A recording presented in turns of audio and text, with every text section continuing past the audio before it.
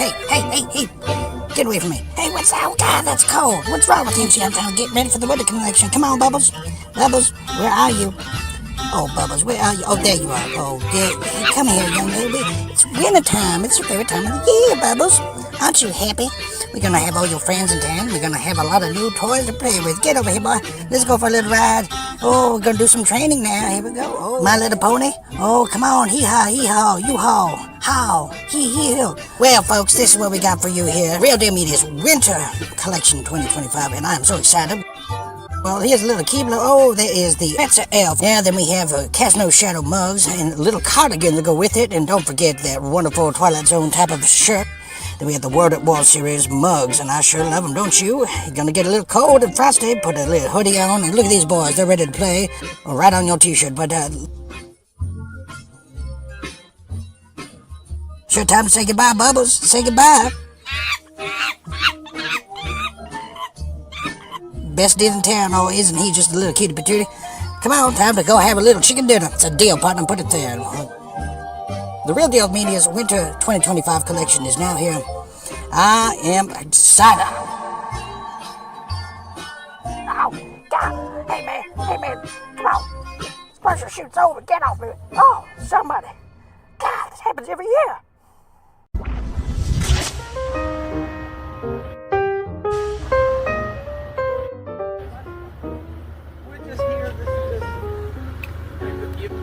Mr. Kipling is the best dessert in the world, one of the best products ever manufactured, developed by the United Kingdom. And I'm telling you, and endorsing Mr. Kipling, I love you.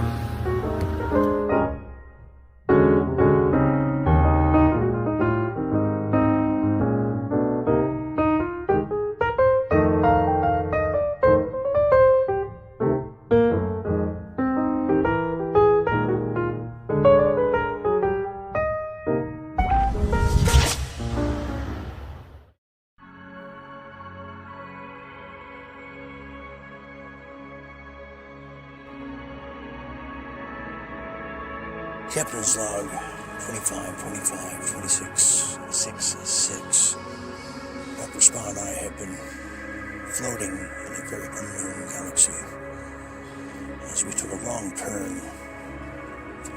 Feels like many, many lifetimes ago, but for the greater part, an entire year. 2025, we have been a nomad. A junkyard in space, a desert that has no face, no name, no means of life. We have been on a conquest to save the female species. Staggering for me as a philosopher who tends to deal with generalities, abstraction principles like the nature of right and wrong or the difference between the true and the false, to be drawn into. We've been met with great adversaries. You stand no chance, Captain Flight. You die now. I feel my internal compass has now allowed me to say we are getting near our destination. Back home.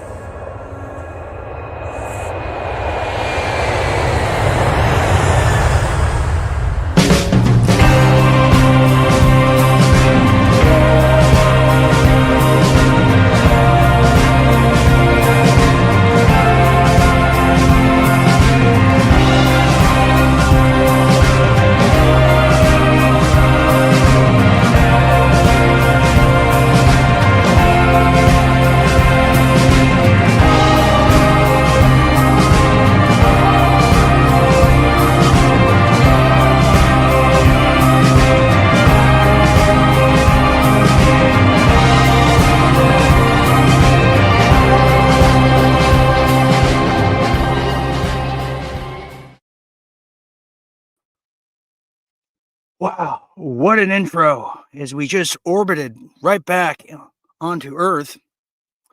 Went from space. What a destination that was.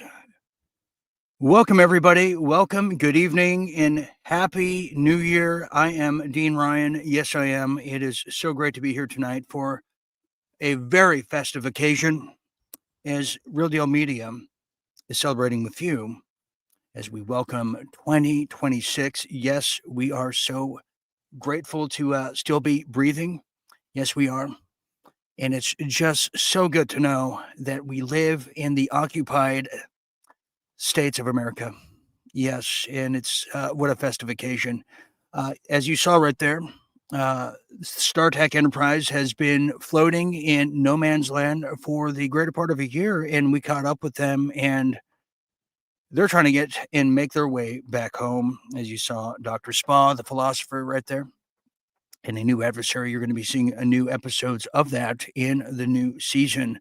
But tonight we have a extravaganza, really, as we have some of the best minds I have put together here tonight, as we're going to be doing a year in review of 2025. We're going to give you the hits, the misses, the failed acquisitions, the winners, the losers, the villains, and a whole lot more. The story of the year, of course.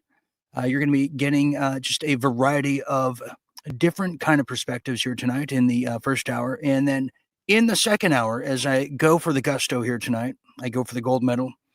We're going to be doing a introspective game that has been sweeping the nation for quite some time. And what am I talking about? I'm talking about what would Jim do?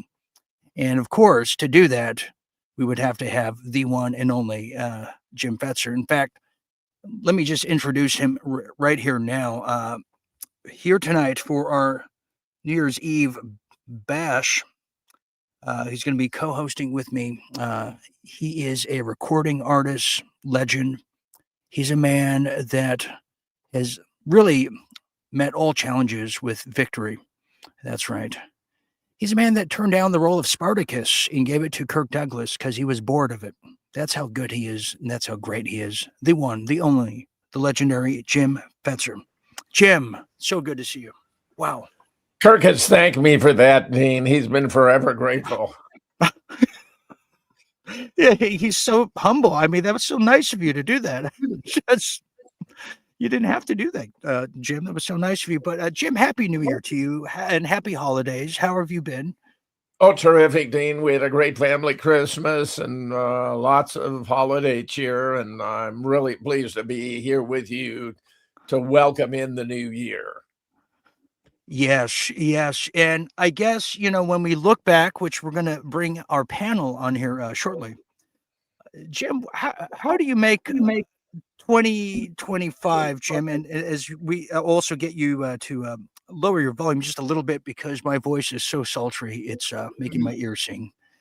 But Jim, how do you sum up maybe in 2025? Was it a great year? Was it better than last? I mean, what do you think?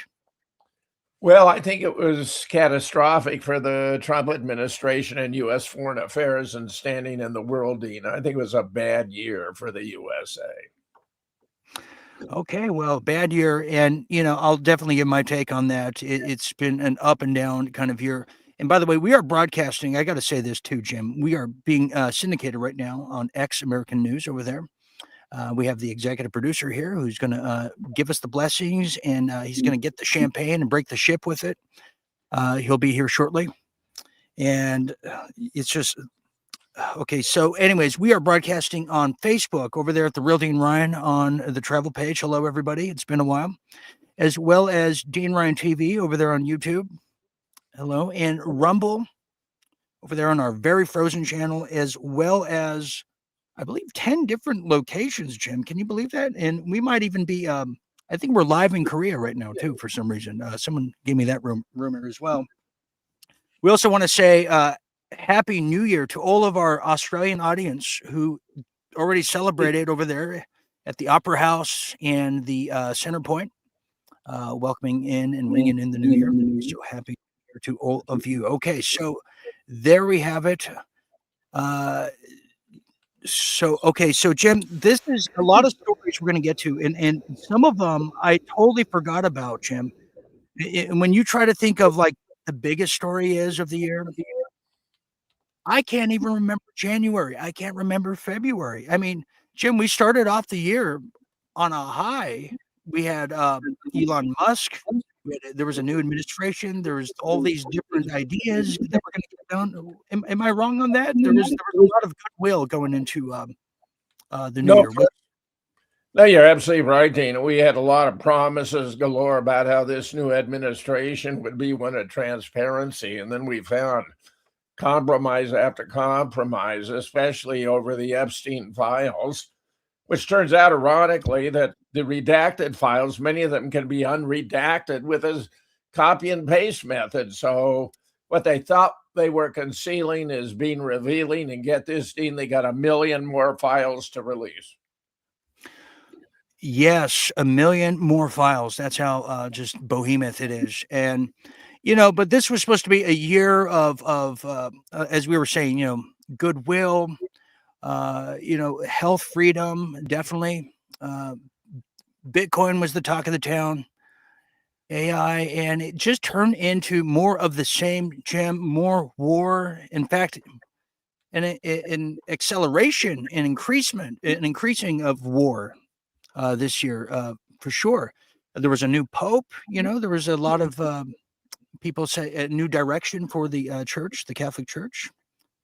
And it just has fallen flat, Jim, like flat Diet Pepsi or something. It just I can't even make sense of it. So why don't we get started, Jim? Because I'm so giddy, I'm just foaming at the mouth here. So let me do this now. As we're now going to get ready to do our year in review. You can play at home, and here's how it works: is we're going to go through different categories of story of the year, underreported story.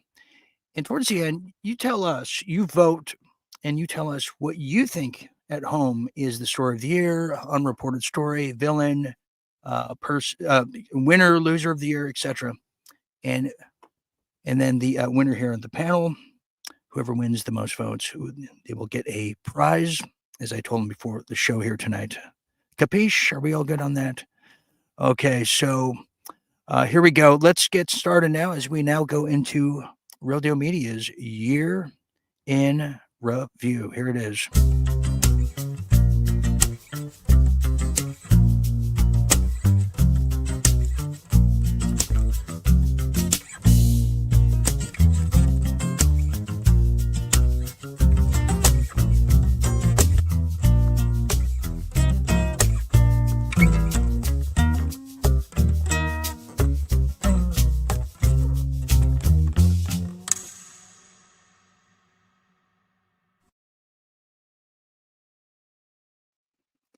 There it is, year in review, as you could plainly see right there. Everything from the highs, the lows, MGTs and MTGs, to the she's a man baby, the Macron. It's all there. What a hell of a year it's been, and some winners too. Okay, let's now introduce our panel that we put together. Some of our panelists had some family obligations. And they couldn't make it last minute. And Jim, I'm actually insulted that some of them picked their family over me. I don't know how I feel about that, but it happens, I guess. So our first panelist, she's all the way from the wonderful, wonderful regions of Puerto Rico. She's the true inspiration behind the flamenco guitar and some of the most romantica music you've ever heard of. That's the rumor. And you just saw her recently. And what a great job she did, Jim, on our Christmas special, the Melvis Christmas special. Well, that's the one, the only, Anna Toledo. Anna, welcome. Yes, it's so good to see you. All right. Thank you, Dean. Thank you for having me. Hi, Jim. It's so nice to be with you again. Okay, so you got once again. You got your picks ready, and that's all we can ask for. Okay, here's another one. Here we're now going to go to our next panelist. Is a man who is really knows a thing or two about music. You've seen him. He's been a new acquisition here at Real Deal Media. He's a longtime old friend of mine. He is very on the money, usually, and I think he will be again here tonight. all the way from Central California, the one, the only, Matthew Millen. Matt, good to see you. Guys. Good to see Happy New you. Year to you all. How you guys doing? Always Yes, appreciate it. wonderful, wonderful. Okay. Next is well, we said we need someone who's going to represent the viewers. We need someone who's going to represent the members out there, and someone who is really a news hound. I won't say junkie. I won't say news junkie. I think that's just too it's too layman's. But in this case, she knows the headlines like the back of her hand, all the way from Ontario, Canada. The one, the only Rebel Mama, aka Marnie. Marnie, welcome. Happy okay. New Year, everyone. All right. Our audience is a little slow here. They're they're on the short bus. Okay, and finally, our last panelist is a last minute addition. Just in case Matt Millen was unable to make it, he was going to be Matt Millen's lookalike here tonight, because sometimes we have stunt doubles around here, believe it or not. And you never know when you're going to need them. Everyone has a doubles these days. But in this case, he's the executive producer of X American News, and he's joining us here tonight to give his 2 cents on 2025. The lovely, the exuberant Michael LeBear. Michael, wonderful. Thank you for having me. Glad to be here. Okay, wow, all those pigeons everywhere. Okay. All right. Anyways, is everyone excited? Is everyone excited that 2025 is over? Are we all kind of agreement on that? Yeah, absolutely. Agreed. Yeah. Yes. And it started off so strong and so hopeful, and look where we are today. Time to put in the rearview mirror, man. Good time. Yeah. Speaking of rearview mirrors, it looks like I'm seeing double here, Jim. I don't even know what to look at. It's just crazy. Okay, so we all know the categories, and you guys now just to tell the audience, nobody told me anything. Nobody gave me any clues. Nobody gave me any hints.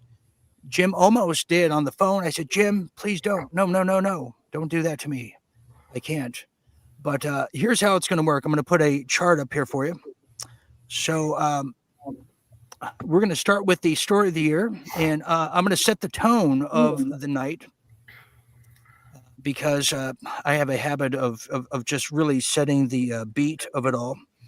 And we're going to start with the story of the year. Here we go. Okay, so there's some problems there. Anyways, story of the year. I'm going to go with the biggest story of the year, which is the most obvious one. Well, naturally, you want to say Epstein, but that was like the story last year, and it's still going to be an ongoing story. But to me, and from what I've seen and what we're all talking about, the story of the year is Charlie Kirk. It's got to be Charlie Kirk assassination. It is a story that captivated the youth and the older people all together for the first time in a long time. And a lot of older folks and people that were not aware of Turning Point, well, they became aware, and they've also became aware of the ongoing investigation, the mysteries that surrounds the cold case. And that's where I'm going with the Charlie Kirk assassination. Okay, so there is that one. We're going to now go to Jim Fetzer to tell us his story of the year. We're going to go down the row, and go ahead, Jim. Well, actually, Dean, I think you got it right. See, Charlie brings in Erica, brings in Candace, brings in Nick Fuentes, ties in with Trump, Netanyahu, Israel. It really does turn out to be the biggest story of the year. And what I love about it is there's enough uncertainty here. Personally, based on my research, it was a staged event. Charlie didn't actually die, but almost everyone thinks it was an Israeli job, a hit, because he wandered off the reservation. He could no longer excuse the genocide. He said he held Bibi in contempt. He shared this with Candace, with Tucker. and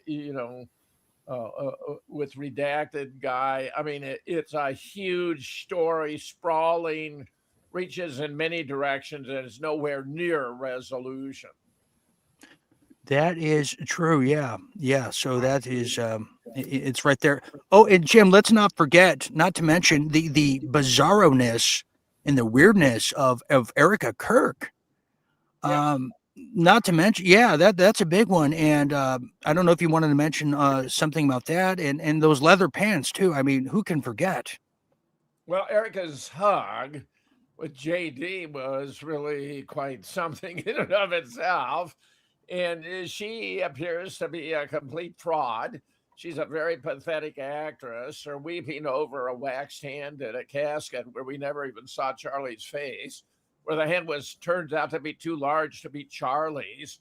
And what's a cameraman doing over her shoulder in an intimate moment like this? Turns out we don't have any photographs of the kids where you can see their face. It's very unclear whether this is the actual woman Charlie originally married or a sub in, as I suspect. But I mean, it's just a great mystery, and it's got all kinds of scandalous aspects, both political, sexual, and otherwise. So it makes it a fabulous contribution in 2025. Definitely sexual. I should have honed in on that initially. Okay, now we're going to go to Puerto Rico's finest, who is going to tell us what she feels the story of the year is, because perspective is all some say regional, but we'll find out the natural way. Ana Toledo, please tell us the Hi. story of the year. Well, I have to. I partially agree with you, and I also think that Candace is going to expose a very deep, horrible thing about the MK Ultra going on in there. She said Charlie lived a Truman Show life, and also that the alleged killer, right? It's an MK Ultra person. But I think that the story of the year is happened this past week, and I think it's Nick Shirley. It's not just about the billions of dollars of Somali. The Somalis stopped stealing in the high seas. All of a sudden you stop seeing all these stories that there were pirate ships, because they were really good in that.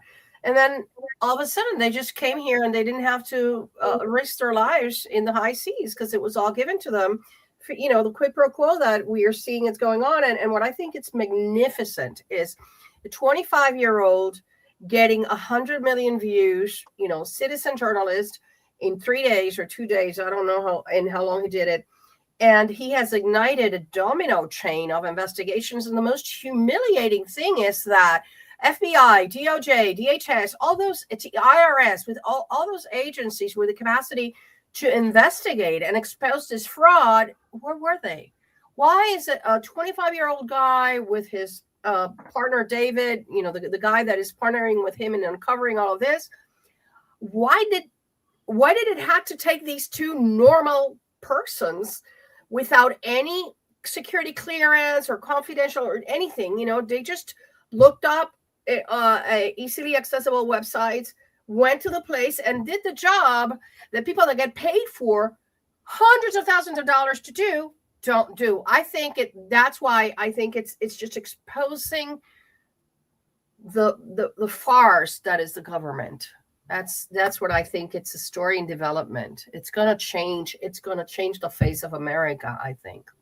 Interesting. Very good. Okay. So again, just to clarify this, because our viewers are going to vote, the Somali pirate story? No, the Nick Shirley success, like overnight success, basically, because he did have following, but what he has done is short of miraculous.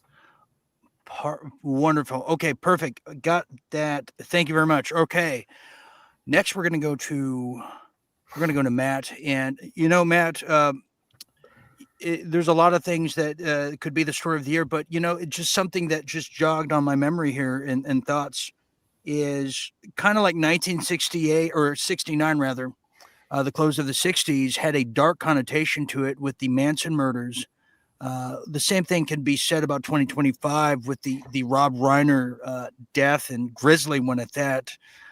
How symbolic of the year that kind of truly was in some degree. But I'm going to hand the baton to you, Matt. Tell us what you feel from your perspective the story of the year is.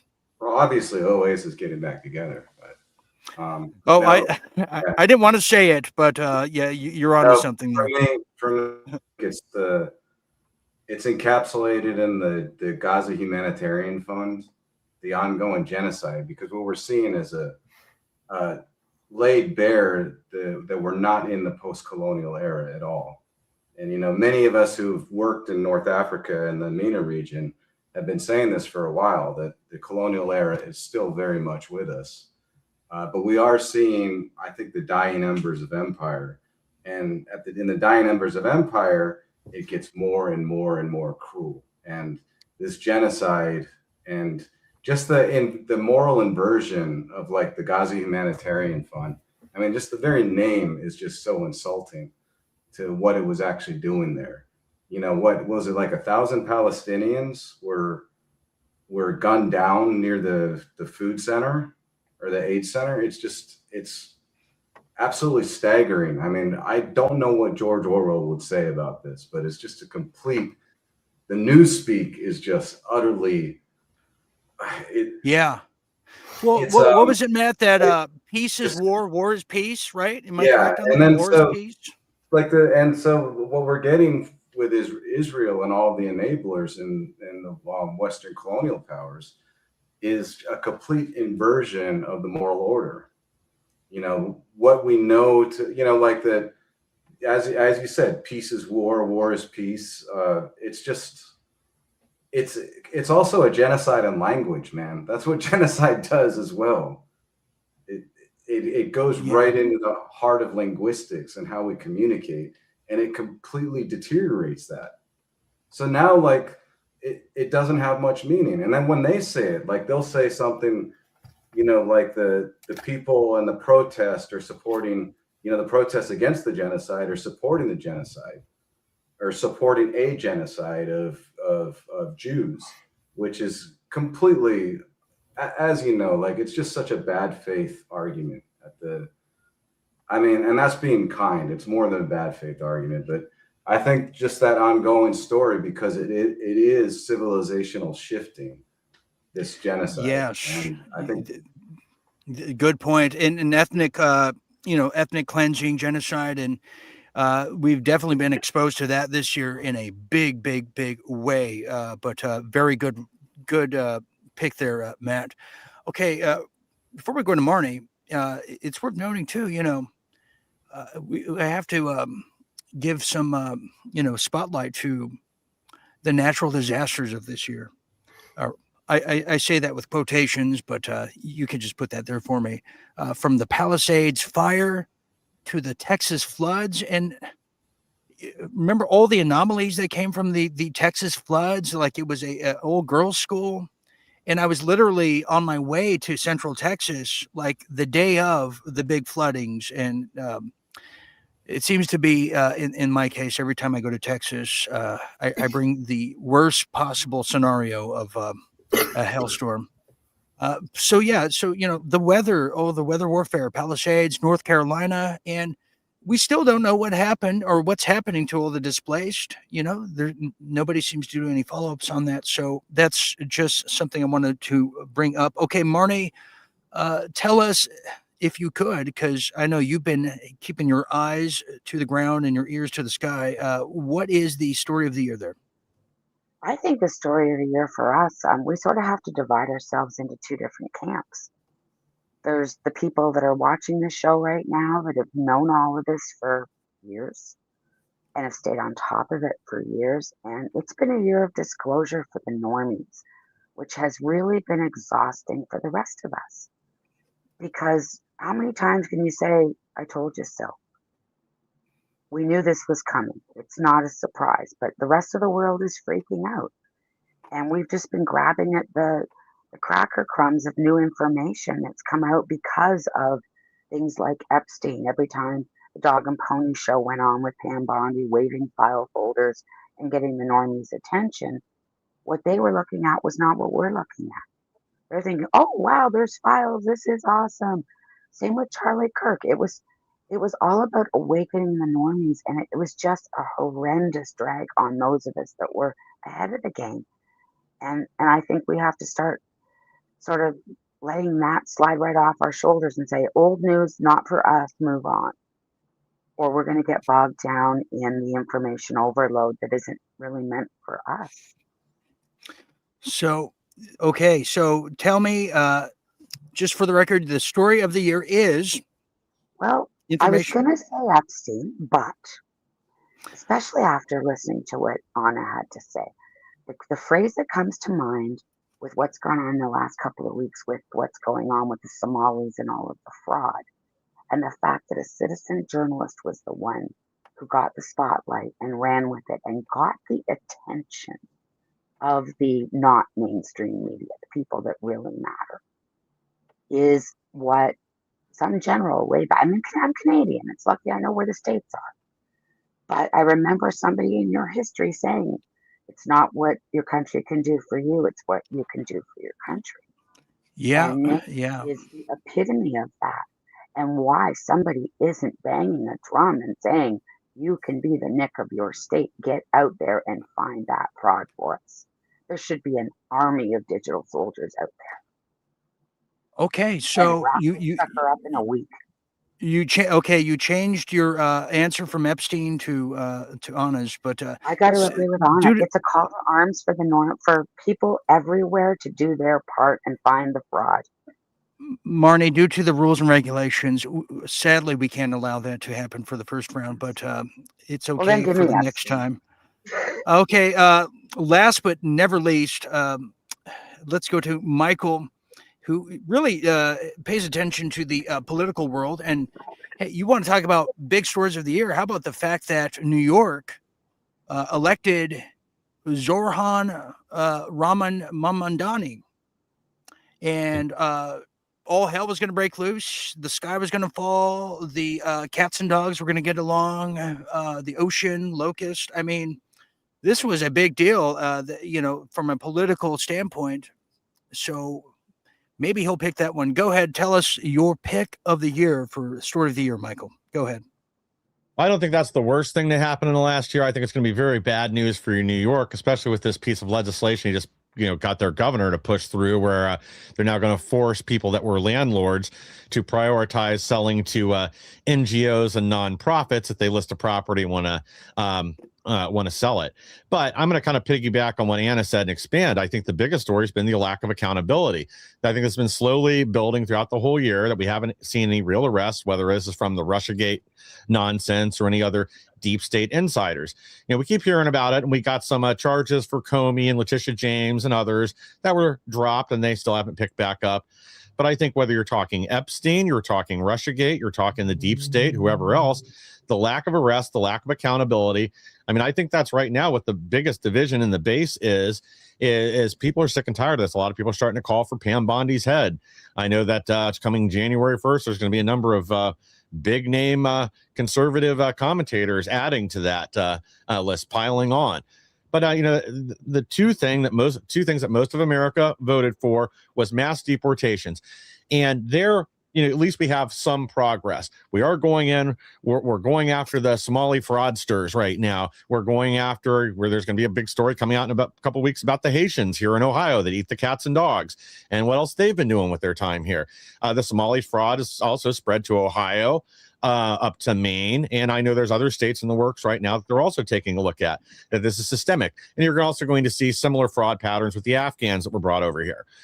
So this is something that's been going on that is probably orchestrated, has political ties, political connections. A lot of this money somehow made it back into the hands of numerous Democrats and leftist funding organizations and others.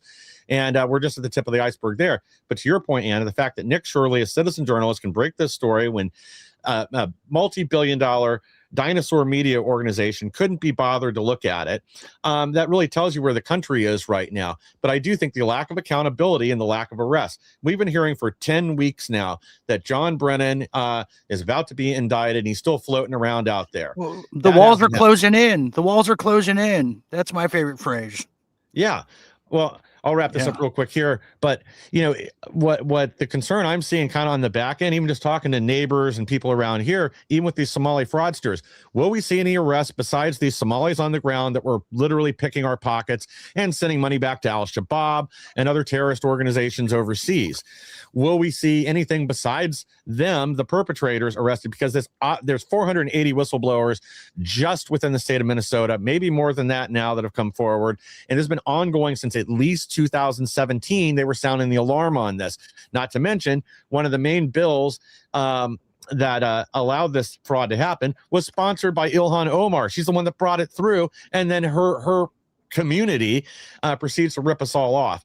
I think people are furious. I think we don't have enough progress on deportations yet, but I think people kind of understand why we're at where we're at, especially with all the judges that have been intervening there. But the big problem has been accountability. Those are the two things that people voted for to put Trump in office. That's what we were all excited about last January. We've seen almost zero action on accountability.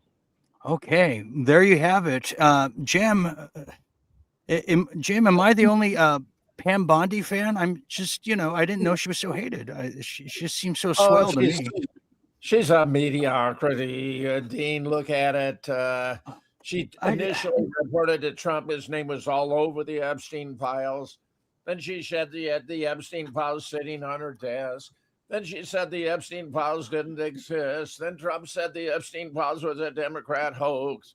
I think Michael's made a great point about accountability, because that also encompasses the whole genocide. And Jim, if I could interject one thing here real quick. They just found another 5.2 million files for Epstein just a few hours ago, on top of the million they found a week ago.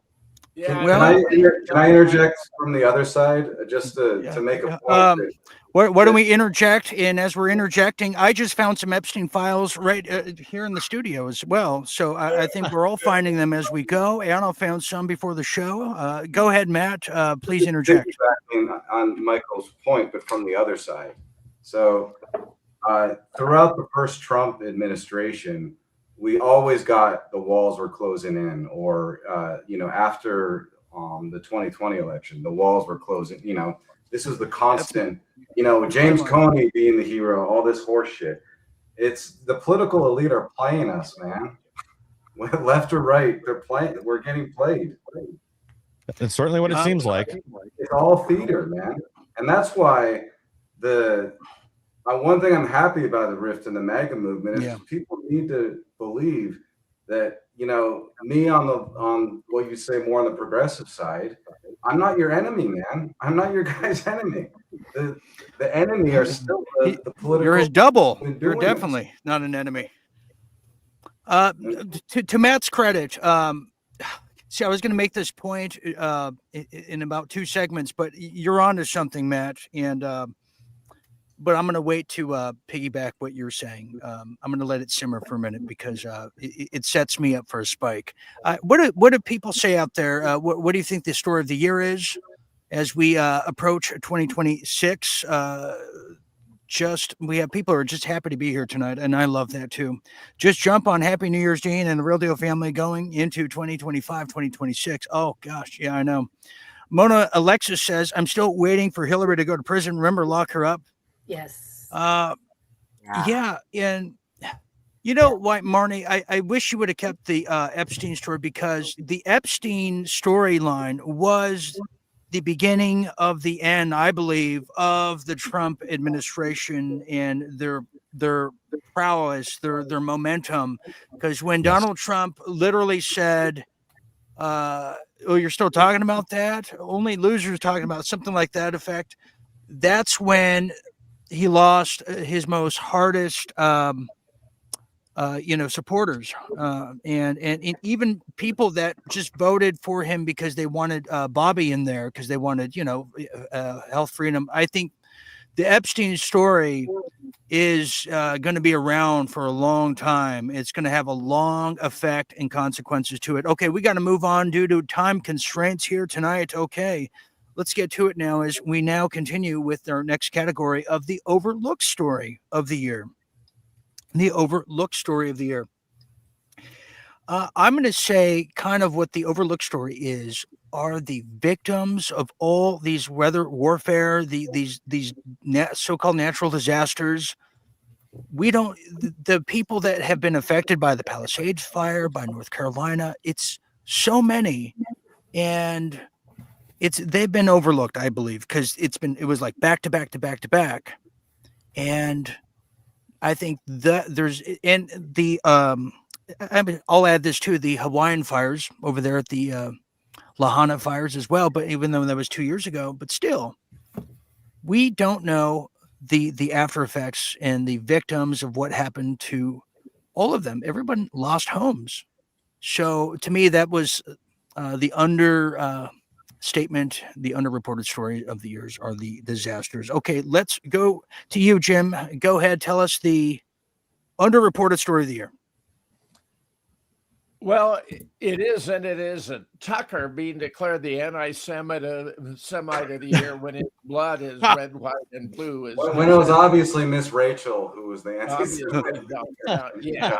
Yes, Jim, I voted for you, Jim. You got my vote this year for it, but you didn't win. So Rachel is the runner-up. How absurd can you get?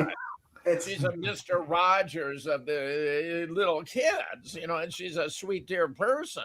Well, when she says simple facts about the slaughter of the Palestinians, that makes her an anti-Semite. This whole business about anti-Semitism, trying to use the media and the law to shut up Americans, their most sacred right, which is to criticize their own government and any other damn government. I mean, if freedom of speech doesn't define what it is to be American, I do not know what it would be. And yet the Zionist press, the Israeli influencers, they're all trying to staunch it out. They know they can't make America love Israel again after the genocide. So they now want to promote hatred of Muslims especially. And we're going to have an endless series of stage events like this Bondi Beach shooting down in Australia. You can count on seeing one of those a month minimally from here on, because that's going to be the theme. I can announce earlier today, about an hour or two before the show, it was announced that Israel was given the green light by the Trump administration to attack Lebanon. So that just happened today, I want to say. I don't know if anyone heard about that, Michael. I don't know if you caught wind of that. So I had not seen that yet, but I'm checking right now. I think my understanding was to attack Iran again, but Iran is. Wait, go say that one more time, Jim. Hold on, say it again. Go ahead, Jim. My understanding is he gave Bibi the green light to attack Iran again, which is going to be a catastrophe for Israel. Iran is now beefed up. They're ready defensively. They had refused the Russian S-400 before. Now they got them. They didn't have a lot of fighter craft. Now they got them. Their missile arsenal is spectacular. They only used 5% in the original 12 days. They're going to unleash, and I don't think there's going to be much less of Israel. I hope the Palestinians can survive, but it's going to be a wipeout if, in fact, he goes forward with the attack that Trump has now authorized. Well, see, and I've been out of the loop, everybody, the past couple of days. So, I'm learning a lot here tonight. We have Margaret, one of our wonderful members, saying the following: one of the overlooked stories for me is Trump's ballroom, how many levels deep it is. I don't know too much about that. Is there a lot of levels? Oh, yeah. Apparently, there's quite the data center being put in underneath. Yeah. Is it? Okay. That's news to me. Tina Turner, all the way from Australia. Happy New Year, everyone. Yes, Happy New Year to all of our Australian viewers. Hello. Good, prosperous, good health to all of you out there. Okay, let's go to Anna. Anna, tell us the most underreported story of the year, if you will. Well, it's going to sound to you like two stories, but it's really one, and it's this. There are, this is my mission in life, and it's number one, there are civilian victims of Havana syndrome, and the United States government refuses to acknowledge them, even though Dr. James Giordano from Georgetown University, expert neuroscientist, has admitted that directed energy weapons attacks are happening in America. That's number one. And then that coupled with all the mass shooters that are saying, oh, yeah, he was hearing voices. It's not schizophrenia. It's called a microwave, a auditory effect, a patented torture technology, and it's all being perpetrated by the CIA that Stephen Miller said it's illegally operating within our borders. So the most underreported for me story is, what are they still doing operating in underground offices of the Denver airport when they're not even supposed to be there? Good pick, Anna. I like that pick. See, everyone, that's unique. That is totally not. It's an unorthodox pick. I love it. See, Matt, Mike, we can all learn something from that. Okay, let's now go to. Let's mix it up here. Let's go to Michael. And then we're going to go to Marnie right after that. Michael, go ahead. Anna's a hard act to follow. Good luck to you. Well, I think the story we haven't really seen enough on is the overall effect of building all these AI data centers and what the net effect of that's going to be. The rising cost of electricity because of it, water usage in some areas and whatnot, and how those costs are being passed on to locals in a lot of areas, especially in the Northeast region. That, you know, the media, even the conservative media, wants to highlight it because of job creation and other things that's may happen because of it, but we're not really told the truth. I mean, a lot of these data centers are going to have fewer than 100 employees. You're going to have technicians and then basically a bunch of janitors. It's not going to create tons of jobs, and our electric grid just can't handle it. I mean, we can't even handle bringing on as many electric vehicles as we are right now. We already have rolling blackouts in different places, and that's just going to spike unless we have a massive wave of either reactivating coal plants, building more nuclear, and not to mention American manufacturing. You know, a lot of these things, like we have part of the piece was put in place last year, like to bring back steel and other manufacturing here, but you need power to do that. Otherwise, if the cost to get a part made here in the U.S., or the cost just to get materials, manufactured in the U.S. is still more than it costs to get a part fully manufactured in China, then it isn't going to change anything. So we have to have the follow through there. We have to be able to build more power plants. And we also have to, these data centers and AI, they're going to have to start paying for their own electricity. And that cost can't just be passed on to the American people or people that live in the region. We've got to do something there. I do agree that we need to pursue AI. I know a lot of people don't like the argument, but yeah, if we don't do it, China will or somebody else will, and whoever controls this beast first is going to be positioned in the best place to utilize it going forward. Yeah, good. Yeah, that is actually a great point. Very underreported. I totally agree to that. And you know, another thing too, Jim, I was thinking, and we're going to go to Marnie here, is some of the underrated stories, just to throw this out there. The NBA getting caught in fixing the games. Yes. That's huge. Huge. We're learning that, people are learning. I kind of already knew. We have some dirty foreign money involved in the NBA. Nobody today that I know of can name even one basketball player like it used to be, you know, household names, even if you didn't watch. The stands are always empty. I can name a bunch, though. Well, except for people that, you know, watch, but, you know, the average Joe or the average housewife could tell you at least a few basketball. It's just not what it used to be. Nobody really goes. NBA got caught using CGI in the crowd. Don't even ask me how the WNBA is still alive. I can't even figure that one out. So that's a very underreported story. Definitely. So just another example of that. Okay, let's now go to Marnie. Marnie, Rebel Mama, tell us underreported story of the year. Go ahead. Let's go back to the 14th of June, also known as the first No Kings Day. And a certain state senator by the name of Melissa Hortman and her husband Mark were murdered the morning of in Minnesota. And they buried that really quickly. Everybody was worried about riots that didn't happen. And that story is just starting to come back. And I think it's going to be one of the biggest for 26 and what it leads us to. That's a great pick, Marnie, because she was the deciding vote on whether, I believe it's migrants get health care or not, correct? That's right. She was the deciding vote. She did the big press conference. She looked scared to death, and she was dead within a week, I believe.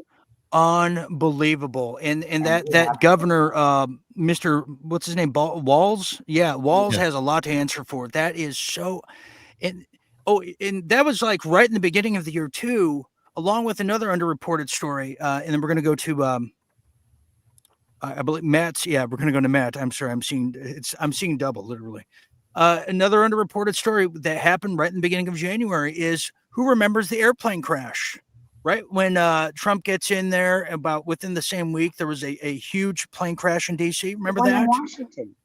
Yeah, we don't even know who was on it. Why did that happen? An And for the American fact police that gave all the other airplanes, remember all the Boeing planes kept falling down, but that was the first one on record for this year. I think I'm correct on that. Okay, Matt, let's go to you now. I'm going to go with Maccabi Tel Aviv. I don't know. I'm a big soccer fan, and Okay. I don't know if you guys have followed this story. The Birmingham police in England, they decided to ban Maccabi Tel Aviv from playing Aston Villa. The game went on, but they orders. And then so all these politicians on the left and the right, Starmer, and complained that this was anti-Semitism, that Jews can't go watch Aston Villa play, and it was all horseshit. You know why Maccabi Tel Aviv supporters were banned? They cause riots everywhere they go. They chant. Oh, yeah. And they were chanting in Amsterdam. So the whole Amsterdam thing, also, that was the end of last year, but the whole Amsterdam thing is ridiculous. They were going around attacking taxi cab drivers that looked Arab, and they were chanting, "There are no schools in Gaza because there are no children in Gaza."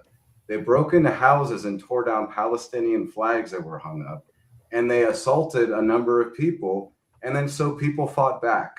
And so, but then the mayor of Amsterdam came out at the time, and she said this was a pogrom, an anti-Semitic pogrom. The police disagreed with her and said, no, these supporters started the incident. And then the Birmingham police used that as a reason to not allow them, because also a week before, like the match was supposed to happen, the Maccabi Tel Aviv had a derby in Tel Aviv with the other Tel Aviv team. They had massive riots. And so, of course, the Birmingham police should have not allowed the fans in. It was, in one way, it's an underreported story because it was such a non-story that highlights the sheer mendacity of the political class, both here and in the UK and in other European countries. The fact that they knew better, and they all looked like complete assholes, because as they were saying, this is an attack against the Jewish community and all this. The Maccabi Tel Aviv supporters were literally rioting in Tel Aviv with the other supporters. It's just an absolute tragedy. I do remember that story. Yes, it was a bigger story in England almost. Because it's a huge soccer. It was a big story in England, but it's kind of been swept under the rug there too. Yeah, because good pick though. The game came and went, and I think it just illustrates so much, just the bad faith arguing that we're seeing, particularly with regard to Israel and Gaza.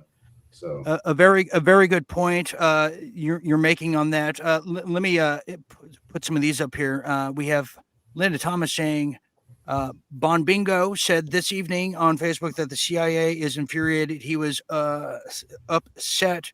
Well, Mr. Bon Bingo, Mr. Bombastic, talk about underreported. Well, he got his tail caught in between the little snapper there with the cheese on it. Look at this. Newly released emails obtained through the FOIA request reveal that Dan Bongiorno was approached in March to help redact and censor the Epstein files. So he's the guy to blame for, doing a poor job on redacting things, Jim. And when we could just get one of those black flashlights and see it. So he's the blame. I knew he had no skill. And he's also to blame for the bizarro-ness that's going around Washington lately. Look at this. Look at this guy. This is Karate Man. Double leg. The jump kick. The side kick. The roundhouse. The tie kick. See, he has, I knew he had padded walls in his. That's mind control there. Right there, it's mind control. What an absolute clown, man. That's... Yeah, that's what I'm saying. It's bizarroness. Any dignity, man? Hey, you know what? These are the people that are around. Okay, so we have one more left here. We have Claudine says Netanyahu is evil. Yeah, well, I mean, the sky is blue. Any of us about given. that, probably. So. That's a given there. Okay, so here we go now. We have finally this one left here. We're going to go with Villain of the Year. Okay, Villain of the Year. We have a few more go. We're going to try to shorten this up because next thing you know, it's going to be 2026 here. So Villain of the Year. Okay. Well, there's so many villains to pick here. Believe me, America has way more villains than anyone probably realizes it. In fact, this country manufactures the best villains and most villains, to be exact. Even if they're not from this country, well, they come here to show their villain just ways.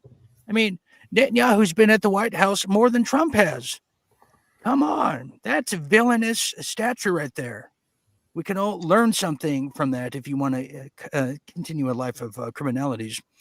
However, I didn't want to pick Netanyahu, the low-hanging fruit, as this award for the Villain of the Year should be called the Benjamin Netanyahu Award for Villain of the Year. But rather, I wanted to pick someone who is, I would call Netanyahu in training, and that's who I'm talking about as Ben Shapiro. Do you know who I'm talking about? Do you know Ben Shapiro?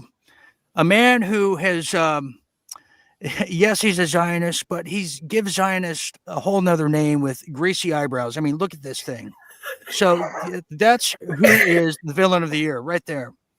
Yeah. Look at those caterpillars. That's who I'm talking about. So that's my choice for Villain of the Year. And may I just add honorable mention, Tim Pool, a man whose chromanium is so bizarre and weird looking that he looks like he's related to Bon Bingo.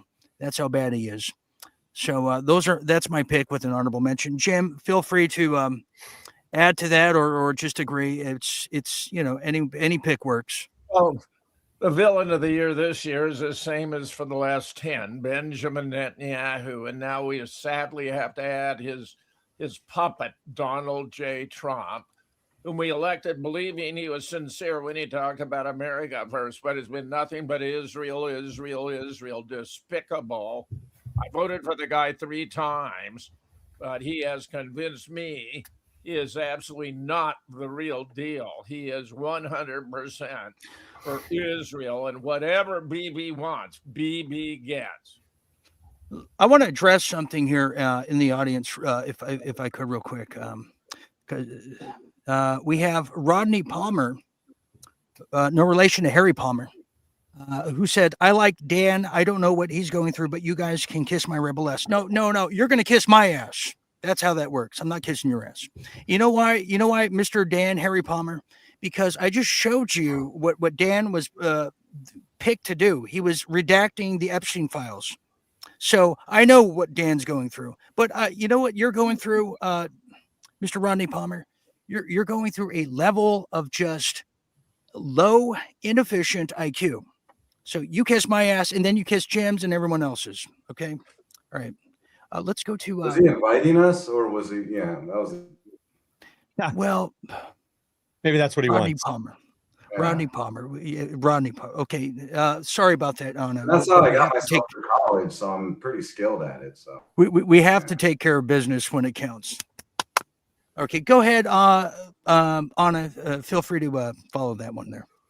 Yeah, well, you might predict that for me, every year, the Villain of the Year is General Chance Stoltzman, the commander of the Space Force responsible for the torture of victims of government weaponization. He doesn't discriminate between men, women, grandmothers, little girls or little boys, or even their pets. He is a monster, and it's the Villain of the Year, and it's also underreported because people think, Space Force protects us. No, the Space Force is attacking Americans in the homeland, and over 6 billion people around the world with their the use of Lockheed Martin GPS satellites and directed energy weapons that are in all of our 5Gs and weaponized cell towers that you can only go and live like in Alaska to be away from them. So basically, that's the villain of the year, and he will be until he is thrown out of his job. That's a good point. This is to anyone. We heard about Space Force to no end, like the first Trump 1.0, like from 18, 19, especially 20, we heard about Space Force like all the time. And now it's something that we never hear about ever, until on a, they're in cahoots. They're in cahoots with the CIA running the unacknowledged special access program that weaponized the government against law-abiding. Look, against you, I'm absolutely certain, and against people that oppose the COVID mandates, and against parents Right. who protested at school board meetings. So J6ers, basically, it's happening, and people don't realize that the horrible thing happening to them is because of this horrible, evil villain called Chan Salzman, among other people, but he's the leader of the clan. Okay, there you have it. So that's something to look further into. Okay, let's now go to who do we go to last? Let's go to Matt right away. Let's go to you for the villain of the year. And Linda Thomas, don't feel bad. No, people need to know about Dan Bongino and his role of being complicit in a cover-up, for sure. So you didn't do anything horrible. In fact, I like the criticism. I'm sick like that. Okay, go ahead, Matt. Well, you're not going to know. I mean, my real villain is Alexander Isak, the Newcastle striker who he went to Liverpool, so fuck him. So, but no, the actual villain of the year. You guys already picked the ones I wanted to pick, but I'm going to go on a slightly off and say Ben Gavir. Ooh, good choice. I can't stand that guy. Is just a human stain. Talk about a very niche. I mean, very niche. That guy, but he also represents the Israel that's trying to put together to form this messianic empire that expands to the greater Israel.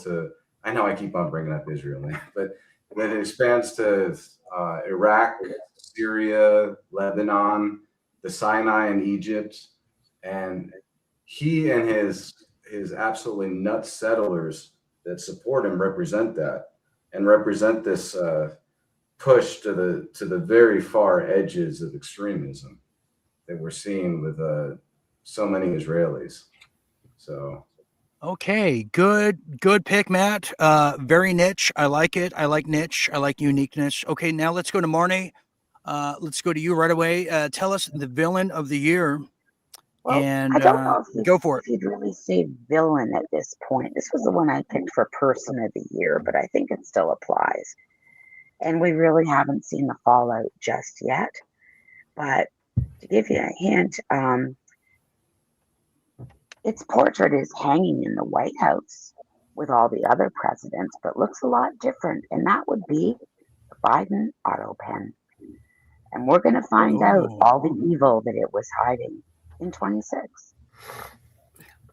And Marnie, I'm even willing to say that the auto pen didn't stop with Biden. I think it was used before Biden, and I'm even willing to say it's used now because we have we have somebody who is I don't know who the person is, but he's just wandering around. I mean, look at this.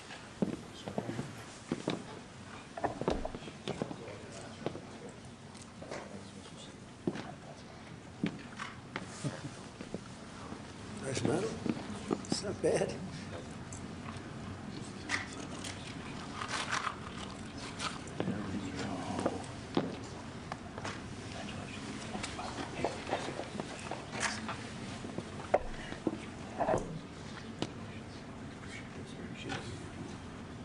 That's a great job. Yeah, it just gets even more bizarre. Okay. Let's go to you, Michael. Tell us the villain of the year, if you would. Well, there's always a special place in hell for wolves in sheep clothing for backstabbers. So I'm going to actually go with Dan Bongino and Kash Patel. They both talked a big game about what they were going to accomplish, going after the deep state, the Epstein files, all this for years leading up to their appointment. I mean, it's basically what Bongino built his career on. And now that they're there, and, Epstein definitely didn't kill himself. There were no files. They're all a hoax, all the other nonsense we already went through earlier.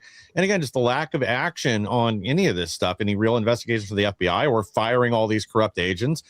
Bongino and Patel both said, should be burned to the ground and they should turn it into a museum of all the crimes of the deep state. They are going to close the building, I guess, finally, sometime coming up soon, but they haven't really done much else. I mean, there's at least 6,000 FBI agents that need some not just fired, some charged with crimes. It's probably more than that. And I'm not one of these people that thinks every person that touched anything with the J6 defendants needs to go to jail. There's plenty of them that, were involved briefly and then came forward that did something about it. And I don't think that necessarily all of them need to suffer the penalties or paper pushers or other people like that. But there's certainly an element within there that needs to go. And we haven't seen that. We haven't. And again, to go back to my earlier point, we haven't seen any real action or real investigations or indictments for a lot of people that they, again, talked about for years. And I don't expect perfection. I think some of these cases they're going to if there was an investigation, they'd find out, what, they did things that were immoral and corrupt, but they didn't violate laws. But we know the bulk of them did. And the fact that there's been no repercussions, legal or otherwise, to me, that makes them both villains in my book. And then Pam Bondi can kiss my ass too. Was this an ass kissing contest now? And geez, Michael has high standards. Just Bon Bingo has a heavy heart. You're so demanding. God, give the guy a break. He has a heavy heart. What cause is dear to your heart? Cause is dear to my Israel, the defense of Israel. Israel. That's all. That's all. He's a lover. Okay. South Park thinks she kisses us, so. Okay, so there's a lot of ass kissing here. Okay, we got to steamroll through here. Let me read some of the comments on Rumble. We have Mr. Watland, who is giving his villain of the year. Oh, what a good one this is. Jim, you can comment on this. Mr. Watland says his villain of the year is Freak Alex Jones. So he wants Alex Jones to kiss his ass too. Jim, that's a good pick because Alex has gone out of his way to come after Candace Owens, and we don't know how we feel about that except for angry. Okay, so that's what he's saying about it. He's like the Incredible Hulk, Chris Farley, isn't he? Yeah. We have someone who's. Oh, I agree with this one. Maddie Lynn says, "Little Marco Rubio." That's another good pick. That's almost as good as this one right here. Yes, Little Marco. And his ears make him look like a villain. Have you seen his ears, Michael? You know who I'm talking about? Yeah, but he's like Tattoo from Fantasy Island. I mean, he can't be the villain of the year. He could be the sidekick of the year. But one day, Matt, if he works his way up, he can get that lead role as villain of the year. I truly believe. I think you just got to work, elbow grease. So that's one. Okay, let's go to the next one here since we are short of time. We still have a huge segment to go still, and we got a long way to go in a very short time to get there. Now we're going to steamroll through person of the year. So I want everyone to give me their person of the year and loser of the year. And so we're going to do 2 for 1 here. So my person of the year, I almost want to give you the loser of the year. Can this be said? I'm going to say the Trump administration is the loser of the year. I mean, from every appointment, from every attempt, every action, and now we're in war in Venezuela. The food costs have gone up. We have the president of the United States that's seemingly becoming more and more obvious to be part of a blackmail scheme that Israel owns. Of the American president, and we know this to be a fact with under Clinton and Netanyahu. Just every attempt, the miracle jab schedule for kids is still about. Susie Wiles, Bill Gates is still prancing around with his husband Mel. I mean, it just goes on and on and on. It's just a big disappointment for a lot of people who were hoping for transparency, and what they got in return is arrogance and a rock concert for Charlie Kirk when there should be a real investigation. Instead, we have a FBI guy that looks like he's being held hostage at gunpoint constantly, 24/7. So that's how I feel about it. Jim, that's the loser of the year. Winner of the year, hands down, Candace Owens, who just was revealed today as the #1 podcast in the world. So, that's how I see it. So, loser of the year, Trump administration. Winner of the year, Candace Owens, by a long shot. Jim Fetzer, go ahead at this time. Tell us the winners and losers. Well, I like your Candace, and I had Charlie. I mean, he just turned out to be kind of an heroic figure for standing up for America. And on the other side of the coin, the losers, the second Trump admin, and of course, Israel, because now the whole world holds Israel in contempt. And nobody believes in Trump anymore, that he's sincere about putting America first. That is good. So, did you say who your winner of the year is? Are you agreeing it's Candace? Charlie and Candace is a combo. Okay. Charlie and Candace is a combo. Okay, we can accept that. Okay, now let's mix it up here. Let's now go to Marnie.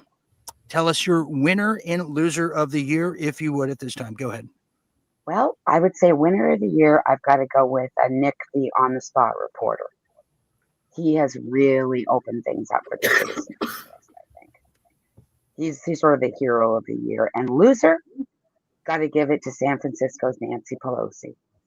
Not only did she quit her job, she lost her insider trading. She's under investigation. Her husband is a sexual deviant, and everybody knows about it. And she's related to Gavin Newsom, so it can't get any worse. And she needs a facelift desperately.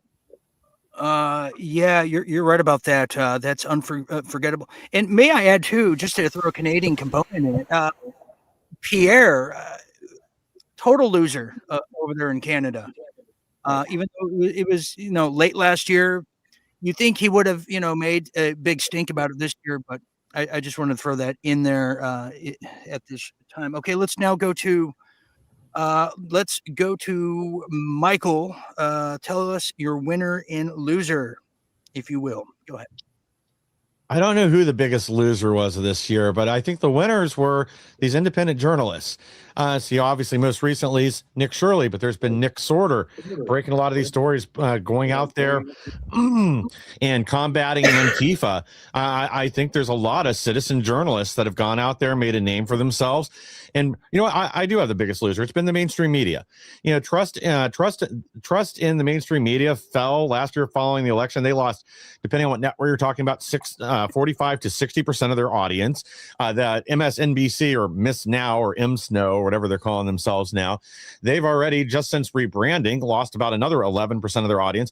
Right now, unique viewers for MSNBC for the first time is under 1 million on any given day, 995,000. CNN's hovering around 600,000 live human beings, allegedly, watching that network. So I think they're the biggest loser, and I think the biggest winner's been independent journalists. That this is really starting to build. People are also starting to learn from this, that they can go out there. If they know a story is being ignored, they can go out there and they can get attention on it. And if you can go viral on X, then it forces the mainstream media to cover the story, because that's where people are getting their information from now. That trust in our dinosaur media is gone. Very, very good. And if I could add to that, I think, speaking of losers in the media, I wouldn't just say it's the mainstream. I would say the kosher right influencers of the alt media who took a huge nosedive. People you didn't think about before. The Laura I eat dog food Loomer, excuse me. Some of these other influencers, the Officer Taint, is it? What's his name? Officer Taint? Yeah, him. And all these other people that are just in the total bag, along with the Christian Zionist pastors like Mr. Greg Locke, the Mr. Yosemite Sam of the pulpit. So a lot of those people, they can kiss my ass too, since we're on that theme here tonight. Okay, let's now go to Anna. Tell us your winner and loser here, if you would. because Well, we have. I have to agree with you. I think the winner is Candace. She's just so amazing. She's so fearless. She is, I would also, like Jim says, I would add Charlie, except that, his courage cost him his life. And in terms of loser, I have to say, because I had huge hopes for him, that Patel has turned out to be the biggest loser. FBI is the most mocked agency. I mean, the memes are just off the charts. And he promised he was going to straighten that agency, and the whole his performance has been very sad. So I think that's why I think he's such a loser. Oh, wow. Ouch. And if you're watching this, that's got to hurt. Okay, finally, last but not least, Matt, please tell us, and I'm dying to hear your pick for winner and loser of the year. And feel free to do an honorable mention. I feel that you might have that at bay. Go ahead. I think the winner is Francesca Albanese, the human rights lawyer. That she's the UN rapporteur for Gaza. The fact that she's gotten sanctions by the Congress here is voted to sanction her, just like they sanctioned the ICC, and which is affecting her life greatly. But it's more power to her for continuing to speak out for Palestinian rights. I mean, talk about the courage of a lion. That woman is just something else. And for the losers, I'd have to go with, Ted Cruz, man. What's the difference? What's the difference? I forgot about him. What's the difference between Ted Cruz and Grandpa Munster? One is a soulless, blood-sucking vampire, and the other played in a '60s shit sitcom. So. Oh man, that's and great. Good. I'm a fan of Tucker Carlson, but he showed a master class on how to do an aggressive interview. As a documentary filmmaker and journalist, it was an absolute takedown of Ted Cruz. And what was so, this is he Yale or Harvard, wherever, but how ill prepared he is for even basic statistics, basic facts, like the population of Iran, for instance. And just how it was just so pathetic how ill prepared this douchebag was. And because he's stealing a living, and he always has been. I mean, I'm sure and look at the guy. I'm sure his family hates him. You've seen how his kids react nearby. I mean, man. I'd also pick Ben Shapiro as well for an honorable mention. Can I think we'd all agree on this honorable mention of this human octopus right here. This guy right here. Look at this human pile of puke right here. Yeah, look at that. Jesus Christ, that looks nothing, like nothing in there. Nothing that into the wax museum exhibit. Yeah, the formaldehyde starting to catch up there. Okay, so now we're just going to loose leaf. We're going to give our forecast, everybody. So you got that, and let's see what the people are saying. I think they agree. We have the one Peagle said I had the misfortune of seeing Ted Cruz live. You did not deserve that. He deserves that. We're sorry to hear that too. I didn't know he went on tour. Was he singing? Okay, we have the real General Mahdi says he's I didn't think about this. Ted Cruz is the Penguin. That's a good point. He's okay, doing, he is the Penguin. Pick up basketball games. Oh, with Jimmy Kimmel, that was great. Okay, so last but not least here, we're just going to go around real quick. Let's give our forecast. Let's start with you, Jim, and then go to Anna, and then Michael, and down the row. Everyone give their quick forecast for 2026, which is roughly 35 minutes away. Go ahead, Jim Fetzer at this time. Russia prevails in Ukraine. Israel attacks Iran and suffers mightily. If the U.S. goes forward in Venezuela, it's going to be a catastrophe. And Michael said it well. These AI data centers are consuming vast amounts of electricity and water. In a way, the surveillance state is bringing about the extinction of the state it's surveilling. It's that bad. good point there. Let's go to Anna. Tell us your forecast for 2026. Well, I think that people are going to rebel against the government for not doing what they were elected to do. What is it? 90 million people voted for this administration, and it's been a year and not a single arrest.